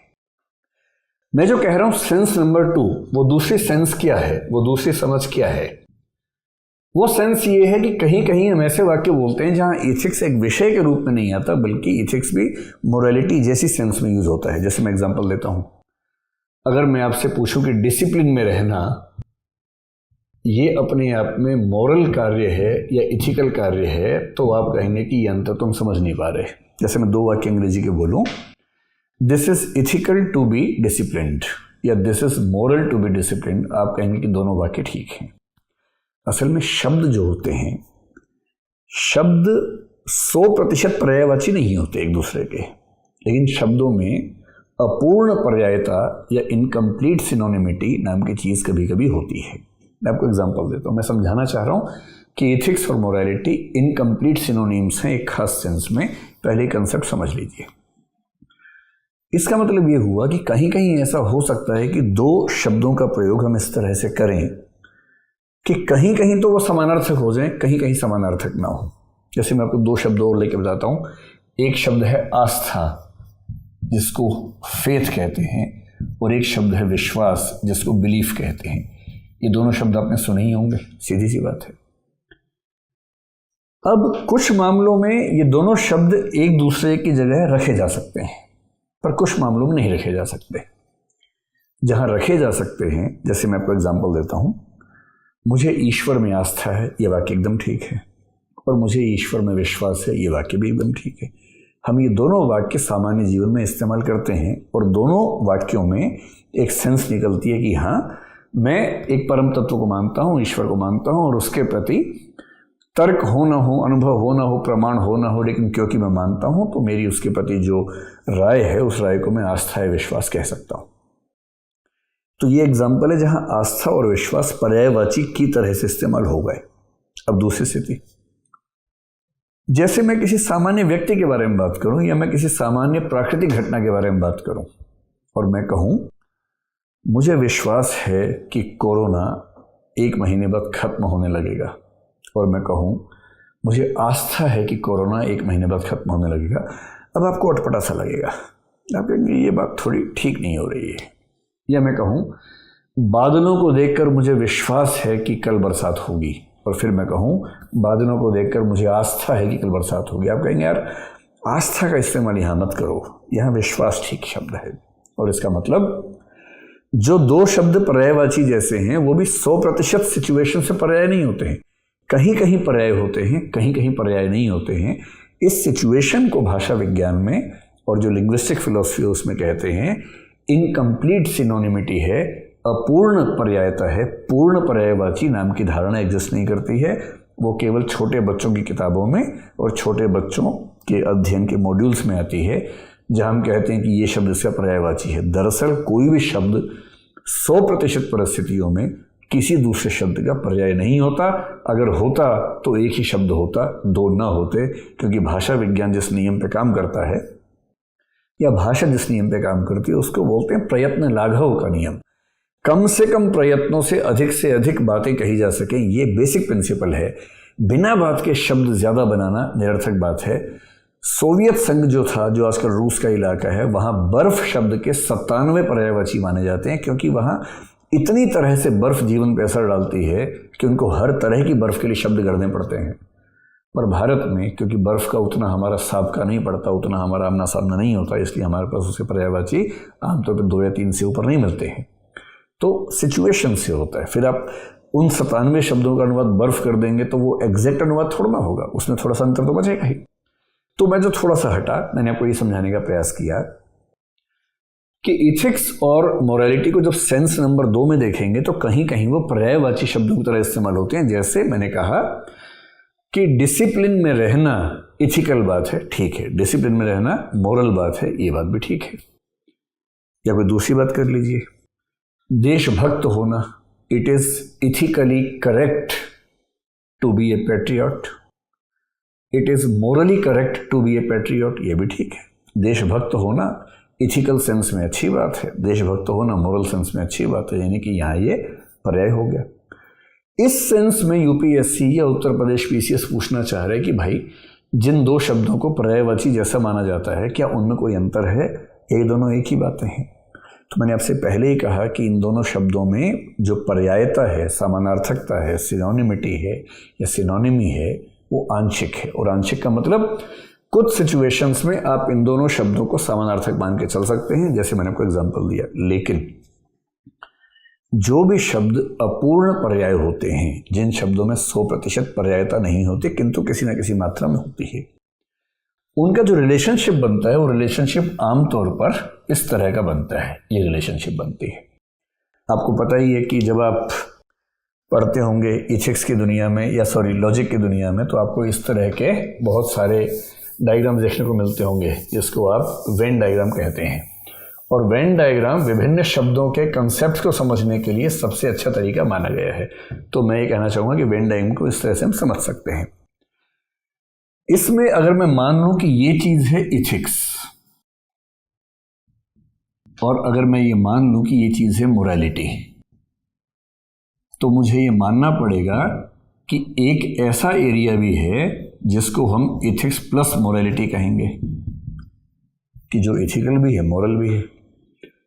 और इसका मतलब हमें कुछ ऐसे एग्जाम्पल्स भी समझने होंगे जो इथिकल तो हैं किंतु मोरल नहीं है। और कुछ ऐसे जो मॉरल तो हैं किंतु इथिकल नहीं हैं, और कुछ ऐसे जो इथिकल भी हैं और मॉरल भी हैं।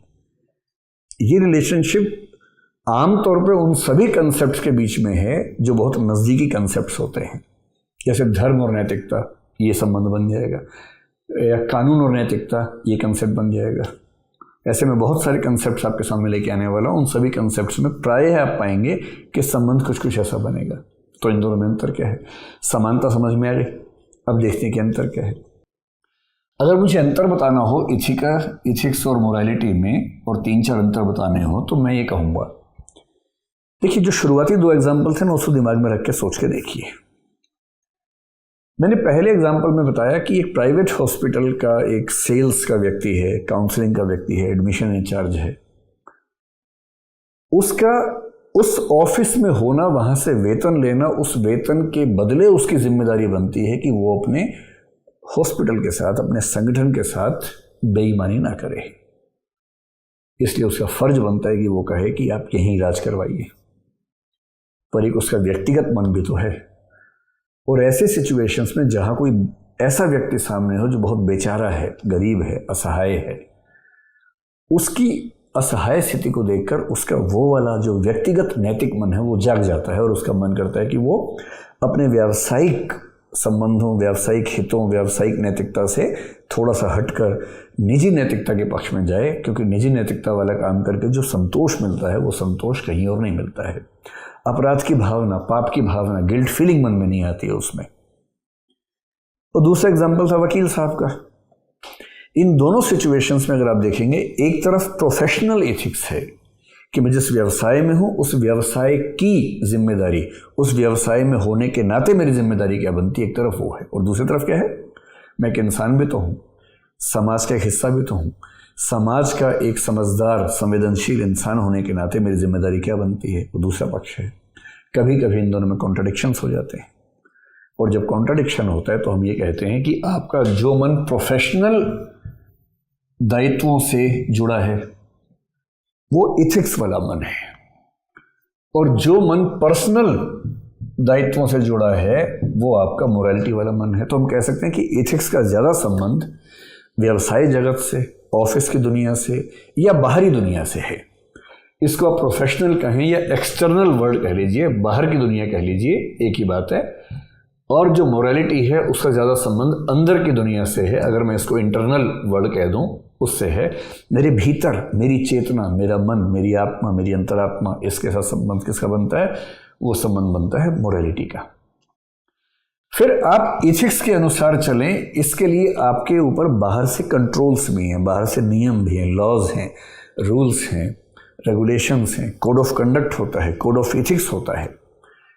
तो नियम ऐसे होते हैं, रूल्स ऐसे होते हैं, जो रूल्स आपको इस चीज़ के लिए बाध्य करते हैं कि आप नैतिक रूप से सही काम करें। तो मैं एक शब्द ले देता हूँ, नियम। हमें नियम बाध्य करते हैं कि हम इथिक्स का पालन करें, लेकिन मोरालिटी के लिए नियम बाध्य नहीं करते। मोरालिटी के लिए हमारा अंतर्मन, हमारी अंतरात्मा बाध्य करती है। वो कहती है कि हमें गलत काम करने से बचना चाहिए। तो इसलिए हम कह सकते हैं कि जब मामला आ जाए अंतरात्मा का, यानी कॉन्शाइंस का, तो आप समझ लीजिए कि मामला मोरालिटी का है, और जब मामला आ जाए ऑफिस के नियमों का, तो समझ लीजिए कि मामला इथिक्स का है। फिर एथिक्स में एक ऑब्जेक्टिविटी पाई जाती है। ऑब्जेक्टिविटी का मतलब है कि ये सबके लिए एक जैसा होता है। ऑब्जेक्टिविटी क्या होती है, मैं शायद 1-2 लेक्चर्स के बाद इस पर भी एक क्लास लेने वाला हूं। ऑब्जेक्टिविटी क्या होती है, और ऑब्जेक्टिविटी का एक सामान्य मतलब यह है कि सबके लिए एक जैसा होता है। एक निश्चित नियम है, ऑफिस के सब लोगों पे अप्लाई होता है। ऑफिस का कोई भी स्टाफ जब भी दुविधा आएगी इस नियम का पालन करेगा, ये ऑब्जेक्टिविटी है। जबकि मोरालिटी में एक निश्चित मात्रा में सब्जेक्टिविटी पाई जाती है। सब्जेक्टिविटी का मतलब होता है कि मेरी जो राय है वो आपकी राय से अलग हो सकती है, मेरा मन आपके मन से अलग हो सकता है। हो सकता है कि मैं शाकाहारी हूँ, कोई दूसरा मांसाहारी हो, तो किसी जीव के प्रति देखने की जो निगाह होगी मेरी उस व्यक्ति से अलग हो सकती है। और ऐसा होते हुए हम अपने अपने अर्थ में नैतिक हो सकते हैं, मॉरल हो सकते हैं। तो अगर कोई पूछे कि इथिक्स और मोरालिटी में क्या अंतर है, बहुत बेसिक सा बताइए कि पहली सेंस में तो इथिक्स विषय है, मोरालिटी उसकी विषय वस्तु है। वो तो एक सेंस है जिस सेंस में प्रायः पूछा नहीं जाता है। अगर पूछ ले तो कोई दिक्कत नहीं, बता दीजिएगा। दूसरे सेंस में इथिक्स का मतलब है वे नैतिक मान्यताएं, वे नैतिक अपेक्षाएं जो हमारा संगठन, हमारा समाज, हमारी दुनिया, जो बाहर की दुनिया है हमसे करती है, नियम बनाती है। वो नियम ऑब्जेक्टिव होते हैं, सबको मान्य होते हैं, और यदि हम उससे विचलन करते हैं तो एक तरह का अपराध होता है या एक तरह की उच्छृंखलता होती है। और नैतिकता का संबंध है उन आंतरिक चीज़ों से जो हमारे मन में है, अंतरात्मा में है, और हमारा मन करता है कि उसके अनुसार हम चलें, और वो हमें खुद को डिफाइन करने के लिए बहुत ज़रूरी होता है। अब देखिए 3 स्थितियाँ हो सकती हैं, और वो 3 स्थितियाँ क्या हो सकती हैं, एक बार इसको मिटा के थोड़ा सा बोर्ड को साफ करके फिर समझने का प्रयास करते हैं कि वो 3 स्थितियाँ क्या क्या बनेंगी। और इस चित्र के हिसाब से आपको पता है कि 3 स्थितियाँ बन सकती हैं, और वो 3 स्थितियाँ हम देख लेते हैं क्या है। एक स्थिति तो जो मैंने आपसे पहले कहा था, ये वाली स्थिति है जहाँ दोनों चीज़ें मर्ज हो रही हैं। इसका मतलब कुछ चीज़ें ऐसी हो सकती हैं जो इथिकल भी हों और मोरल भी हों। जैसे एक तो डिसिप्लिन में रहना है ना, और ईमानदार होना, चोरी ना करना, बेईमानी ना करना, भ्रष्टाचार ना करना, इथिकल भी है, मोरल भी है। बेसिक सेंस में कहूँ तो आपकी बाहरी दुनिया की वो नैतिक मान्यताएं जो आपकी अपनी आंतरिक नैतिक मान्यताएं भी बन चुकी हैं, वहाँ आपको कभी कन्फ्लिक्ट नहीं होगा, दुविधा नहीं होगी। वहाँ आप इथिकल प्लस मोरल एक साथ हो पाएंगे। एग्जाम्पल देखिए। एग्जाम्पल ये है कि आप वकील हैं, आपका जो मुवक्किल है उस पर एक केस चल रहा है। आपने उससे अकेले में खूब खुल के बात की। आपने उससे कहा, देखो ईमानदारी से बताओ तुमने अपराध किया या नहीं। वकील के तौर पर मैं तुम्हें बचाऊंगा तो सही, क्योंकि मेरी जिम्मेदारी है, लेकिन मुझे पता रहेगा तो मैं थोड़ा ज़्यादा अच्छे से प्रयास कर पाऊंगा। और उस मुवक्किल ने एकदम ईमानदारी से बताया कि सर मेरी कोई गलती नहीं है, या मैडम मेरी कोई गलती नहीं है, मैंने ऐसा नहीं किया है, ये गलत फहमी है, या मुझे जानबूझ के फ्रेम किया जा रहा है, फंसाया जा रहा है। उसने आपको 10 प्रमाण दिखाए, आप कन्विंस्ड हैं कि उसने अपराध नहीं किया। अब ये वकील इस व्यक्ति को बचाने के लिए जितना एड़ी चोटी का जोर लगाएगा, उसके मन में कन्फ्लिक्ट नहीं आएगी। उसका इथिक्स भी कहता है कि अपने मुवक्किल को बचाऊं, उसकी मोरालिटी भी कहती है अपने मुवक्किल को बचाऊं। और यदि बाहर की दुनिया की अपेक्षाएं और मेरी अंतरात्मा की मुझसे क्या अपेक्षाएं हैं, ये दोनों मर्ज हो जाती हैं, मैच कर जाती हैं, सिंक में रहती हैं, सिंक्रोनाइज रहती हैं, सुसंगत रहती हैं, हार्मोनियस हैं, कोहेरेंट हैं, एक दूसरे से टकराव में नहीं है, कोई टकराव इनके बीच में नहीं है, तो मैं कहूँगा I am ethical as well as moral. मैं एथिकल भी हूँ, मोरल भी हूँ, इसमें कोई कॉन्ट्राडिक्शन नहीं। लेकिन कुछ स्थितियों में कॉन्ट्राडिक्शन हो सकता है। कुछ स्थितियों में आपको चुनना पड़ेगा कि आप इथिकल हों या मोरल हों। और इथिकल मोरल के वही दोनों एग्जाम्पल फिर से याद कर लीजिए। अगर उस अस्पताल के स्टाफ मेंबर ने उस व्यक्ति से कहा कि आपको इसी हॉस्पिटल में ऑपरेशन करवाना चाहिए, यहीं करवाइए, कहीं और मत जाइए, तो वो इथिकल है, किंतु वो मोरल नहीं है। और यदि उस व्यक्ति ने कह दिया कि नहीं आपको वाई हॉस्पिटल में जाना चाहिए, वो भी उतना ही अच्छा हॉस्पिटल है, आप क्यों इतना पैसा खर्च कर रहे हैं, तो वो मोरल तो है, किंतु उस केस में इथिकल नहीं है। इसी प्रकार वकील, यदि उसने एडवोकेट होने के कोड ऑफ कंडक्ट के हिसाब से काम किया तो इथिकल है, किंतु वहाँ शायद मोरल ना रह पाए। और यदि उसने अपने मुवक्किल के खिलाफ जाने का फैसला मनी मन में कर लिया तो शायद इंडिविजुअली मोरल हो जाएगा, किंतु हो सकता है कि उस केस में वो इथिकल ना रह सके। और ऐसी सिचुएशन जीवन में हज़ारों बार आती हैं। मैं आपको 1-2 एग्जाम्पल और देके बात समाप्त करता हूँ। जैसे एक डॉक्टर है मान लीजिए, और डॉक्टर है भारत में, और भारत में आपको पता है कि यूथेनेशिया यानी कि इच्छा मृत्यु अभी परमिटेड नहीं है, मतलब एक्टिव यूथेनेशिया अलाउड नहीं है, पैसिव अलाउड है, किंतु उसकी बहुत लंबी प्रक्रिया है। एक्टिव का मतलब होता है कि डॉक्टर जब अपने तरह से किसी व्यक्ति को मार दे, और पैसिव यूथेनेशिया का मतलब ये होता है कि कोई व्यक्ति लाइफ सेविंग डिवाइसेस पे टिका हुआ है, उन डिवाइसेस को आगे ऑपरेट ना करना, उसको बोलते हैं पैसिव यूथेनेशिया। तो ये अंतर आप नेट पे देख लीजिएगा, या कभी और जिक्र आएगा तो बात करेंगे।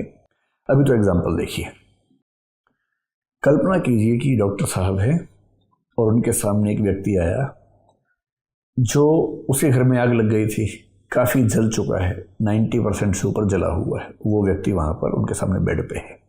डॉक्टर ने मुआयना किया और डॉक्टर बहुत अनुभवी है, उसको अच्छे से पता है कि कुछ भी हो जाए अगले 3 घंटे में इसकी मौत होनी ही होनी है। मेडिकल साइंस में कोई इसको बचा ही नहीं सकता। ये बात उसके परिवार के लोगों को भी समझ में आ गई है, बाकी डॉक्टर्स को भी, नर्सेस को भी, सबको समझ में आ गई है। और वो आदमी बहुत तड़प रहा है, उसका पूरा शरीर जल रहा है और वो हल्का हल्का बोल पा रहा है। वो केवल इतना ही इशारा कर रहा है, उसके हाथों में फफोले हैं, आंखों में पूरा सब कुछ जला हुआ है। और वो व्यक्ति हाथ जोड़ के इतना ही बोल रहा है कि डॉक्टर साहब मुझे मार दीजिए, मैं दर्द नहीं झेलना चाहता इतना। डॉक्टर ने आसपास उसके रिश्तेदारों को देखा, सब रिश्तेदार हाथ जोड़ के बोल रहे हैं कि हुजूर बचने की संभावना आप बताइए है। डॉक्टर ने कहा कि संभावना, मतलब उसके सामने नहीं, अलग से कहा कि संभावना तो नहीं है। तो उसके बेटे ने कहा, उसकी पत्नी ने कहा कि देखिए हम अपने पापा को या अपने पति को इस तरह से दर्द में तड़पते हुए देखना नहीं चाहते, हमारी गुजारिश है कि आप इनको मार दीजिए ताकि कम से कम शांति से मर तो सकें। नर्सेस भी कह रही हैं कि सर ये इतना ख़राब केस हमने कभी नहीं देखा, इतनी दर्द इतनी पीड़ा कैसे कोई व्यक्ति झेलेगा। सर मैं भी कभी इस कंडीशन में हूँ तो मेरी आपसे गुजारिश है कि आप रुकना मत, मार देना बस। और मारने के लिए डॉक्टर कुछ नहीं करना, केवल 1-2 डिवाइसेस हटानी है या एक इंजेक्शन लगाना है, नींद में भेज देना और उसके बाद उसकी मौत हो जाएगी। रिश्तेदार भी कह रहे हैं, मरीज खुद भी कह रहा है, बाकी डॉक्टर्स भी कह रहे हैं, नर्सेस भी कह रही हैं। लेकिन कोड ऑफ कंडक्ट ये कहता है कि कोई भी डॉक्टर बिना सही प्रक्रिया के किसी व्यक्ति को पैसिव यूथेनेशिया और किसी भी स्थिति में एक्टिव यूथेनेशिया नहीं देगा। जब तक कोई जिंदा रह सकता है उसको जिंदा रखा ही जाएगा। ये कहता है कोड ऑफ कंडक्ट, ये कहता है कानून, ये कहते हैं नियम। मैं जानता हूं कि आपके मन में आ रहा होगा कि अगर मैं होता खट से मार देता, लेकिन आप तो हैं नहीं, है तो डॉक्टर साहब वहां पर, फैसला तो वो करेंगे। वही मामला है। अगर डॉक्टर ने कहा देखो भाई मैं तो जिन नियमों से चलता हूं उन नियमों के तहत आपको मारना अलाउड नहीं, मैं तो आपको नहीं मारूंगा, तो डॉक्टर साहब इथिकल तो हैं, मॉरल नहीं है। और यदि डॉक्टर ने देखा कि सिचुएशन सच में बड़ी ख़राब है, उस पर दया आई, डॉक्टर ने क्या किया, कुछ तारे वारे हटा के या एक आध इंजेक्शन लगा के उस व्यक्ति को शांति से मरने दिया। तो डॉक्टर ने अपने इंडिविजुअल कंसाइंस पे चलते हुए एक मॉरल काम तो किया है, किंतु ये काम कानून की निगाह में, कोड ऑफ कंडक्ट की निगाह में गलत काम है, सही काम नहीं है। ऐसी दुविधा, हजारों दुविधाएं होती हैं। एक और दुविधा आपको बताता हूँ आखिरी, फिर बात समाप्त करता हूँ। मान लीजिए कि एक बच्चे का IAS का लास्ट अटेम्प्ट है, लास्ट पेपर है, पेपर देने जा रहा था और उससे आधे घंटे पहले उसको खबर मिली कि उसके माता या पिता या किसी का घर में देहांत हो गया है। अब उसकी हालत ख़राब है, एग्ज़ाम नहीं दिया तो अटेम्प्ट खत्म हो जाएगा। उसकी माँ ने उसको फ़ोन पे बोला है कि बेटा तुम सीधे एग्ज़ाम देने जाओ, पापा की डेड बॉडी घर पे ही है, तुम जब तक नहीं आओगे हम यहाँ से निकलेंगे नहीं, तुम एग्ज़ाम ठीक से देना, तुम्हारे पापा का आखिरी सपना था। अब वो किसी तरह से मन बना के एग्ज़ाम देने गया, उसकी आँख से आंसू लगातार बह रहे हैं। इन्विजिलेटर ने पूछा उससे कि बेटा क्या हुआ तुम्हें, वो बोल ही नहीं पा रहा था। जैसे ही बोलने लगा फक फक के रोने लग गया। आसपास भी सब लोग देख रहे हैं, सबको पता लग गया क्या हुआ है। अब सब लोग 3 घंटे में पेपर दे रहे हैं, वो 5 मिनट लिखता है, फिर 10 मिनट तक रोता है, सुबकता रहता है, सिर नीचे कर लेता है। अंत में उसने थोड़ी कोशिश की, लेकिन अंत में उसका पेपर बहुत सारा छूट रहा है। बहुत डिजर्विंग बच्चा है, लास्ट अटेम्प्ट है और आसपास के बच्चे भी उसको जानते हैं। इन्विजिलेटर से उन्होंने ही कहा कि सर बहुत डिजर्विंग बच्चा है, कंडीशन को देखते हुए इनको अब 10 मिनट एक्स्ट्रा दे दीजिए, कुछ 2-4 आंसर छूट रहे हैं, कर लेंगे। इन्विजिलेटर का भी मन कर रहा है कि इस बच्चे को हेल्प होनी चाहिए। वो बच्चा कुछ कह नहीं रहा, वो जैसे देखता है उसकी आंख से आंसू गिरने लगते हैं, मोटी मोटी सूजी हुई आंखें हैं। वो किसी तरह से अपने आंसर लिख रहा है थोड़े थोड़े करके। इतने में 3 घंटे वाली घंटी बज गई है। इन्विजिलेटर साहब की जिम्मेदारी है सबसे उत्तर पुस्तिका लेना। अब समझ ही गए मैं क्या कहना चाह रहा हूँ। अगर वो उससे उत्तर पुस्तिका छीन लेंगे तो इथिकल है पर मोरल नहीं है। और यदि उसको चुप कैसे कहेंगे ठीक है बेटा 15 मिनट काम कर लो एक्स्ट्रा, कोई बात नहीं, या जब तक मैं मैनेज कर सकता हूँ करूँगा, मैंने देखा है कि तुम्हारी स्थिति ठीक नहीं है, तुम आधा घंटा एक्स्ट्रा लिख लो, कोई बात नहीं, मैं मैनेज करूँगा, बाकी सारा स्टाफ भी कह रहा है कि हाँ सर इसकी हेल्प कीजिए। इतना ही नहीं, जो प्रतिस्पर्धी बच्चे हैं वो भी कह रहे हैं कि इनकी हेल्प कीजिए, और सब मिल के गेट पे खड़े हो गए कि कोई दिक्कत ना हो, कहीं फ्लाइंग स्क्वाड आ जाए, कुछ हो जाए, उस बच्चे को दिक्कत ना हो, सब कोऑपरेट करने को तैयार है। तो यदि इन्होंने कहा कि ठीक है तुम लिखो, हम मैनेज करते हैं 15-20 मिनट, तो मॉरल बट अनएथिकल। और यदि कहा कि देखो बेटा नियम सबके लिए समान है और हमें जो बताया गया है वो ये कि 3 घंटे के बाद टाइम नहीं देना है, एथिकल लेकिन मॉरल नहीं, इमोरल जैसा। इसलिए यदि कोई आपसे पूछे एथिक्स और मॉरलिटी में क्या अंतर है, अगर इसका पूरा आंसर आपको बताना हो 2 मिनट में, तो आप कहेंगे एथिक्स और मोरालिटी का अंतर समझने के लिए 2 संदर्भ समझने जरूरी हैं। नंबर 1, यदि एथिक्स शब्द का अर्थ नीति शास्त्र अर्थात एक विषय के रूप में लें, तो एथिक्स और मोरालिटी में विषय और उसके अंग का संबंध है। एथिक्स एक विषय है जो नैतिक, अनैतिक और निर्नैतिक व्यवहारों या कार्यों का अध्ययन करता है, और नैतिक कार्य या नैतिकता उसकी विषय वस्तु के रूप में उसके भीतर पढ़ी जाती है। Next paragraph. दूसरे अर्थ में एथिक्स और मोरालिटी अपूर्ण पर्यायवाची हैं। कुछ संदर्भों में ये दोनों शब्द पर्यायवाची हो जाते हैं, जैसे it is ethical to be honest and it is moral to be honest. यहाँ ये पर्यायवाची हैं, दोनों ही नैतिकता के अर्थ में। किंतु कहीं कहीं इनमें कॉन्ट्राडिक्शंस आते हैं, इनमें विरोध पैदा होता है। और विरोध कब पैदा होता है? जहां एक तरफ व्यवसाय या समाज या कानून की नैतिकता होती है और एक तरफ व्यक्तिगत नैतिकता होती है। और फिर आप बताएंगे कि इनमें अंतर 3-4 होते हैं, जो मैंने आपको बताया था। जो इथिक्स है बाहरी दुनिया की बात है, मोरालिटी आंतरिक दुनिया की बात है। उसमें नियम काम आते हैं, इसमें अंतरात्मा काम आती है, वो सब बताएंगे। और फिर आप कहेंगे इसे एक उदाहरण से समझ सकते हैं। और जो मैंने 4-5 एग्जाम्पल दिए, उनमें से जो एग्जाम्पल आपको सबसे ज़्यादा अपने दिल के नज़दीक लगे, 1 या 2 एग्जाम्पल, वो एग्जाम्पल लिखिए और बात को समाप्त कीजिए।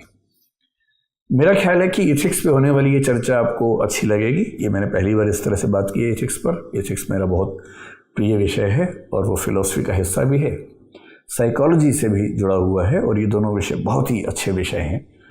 अगर आपको अच्छा लगे तो अपने कमेंट्स में बताइएगा।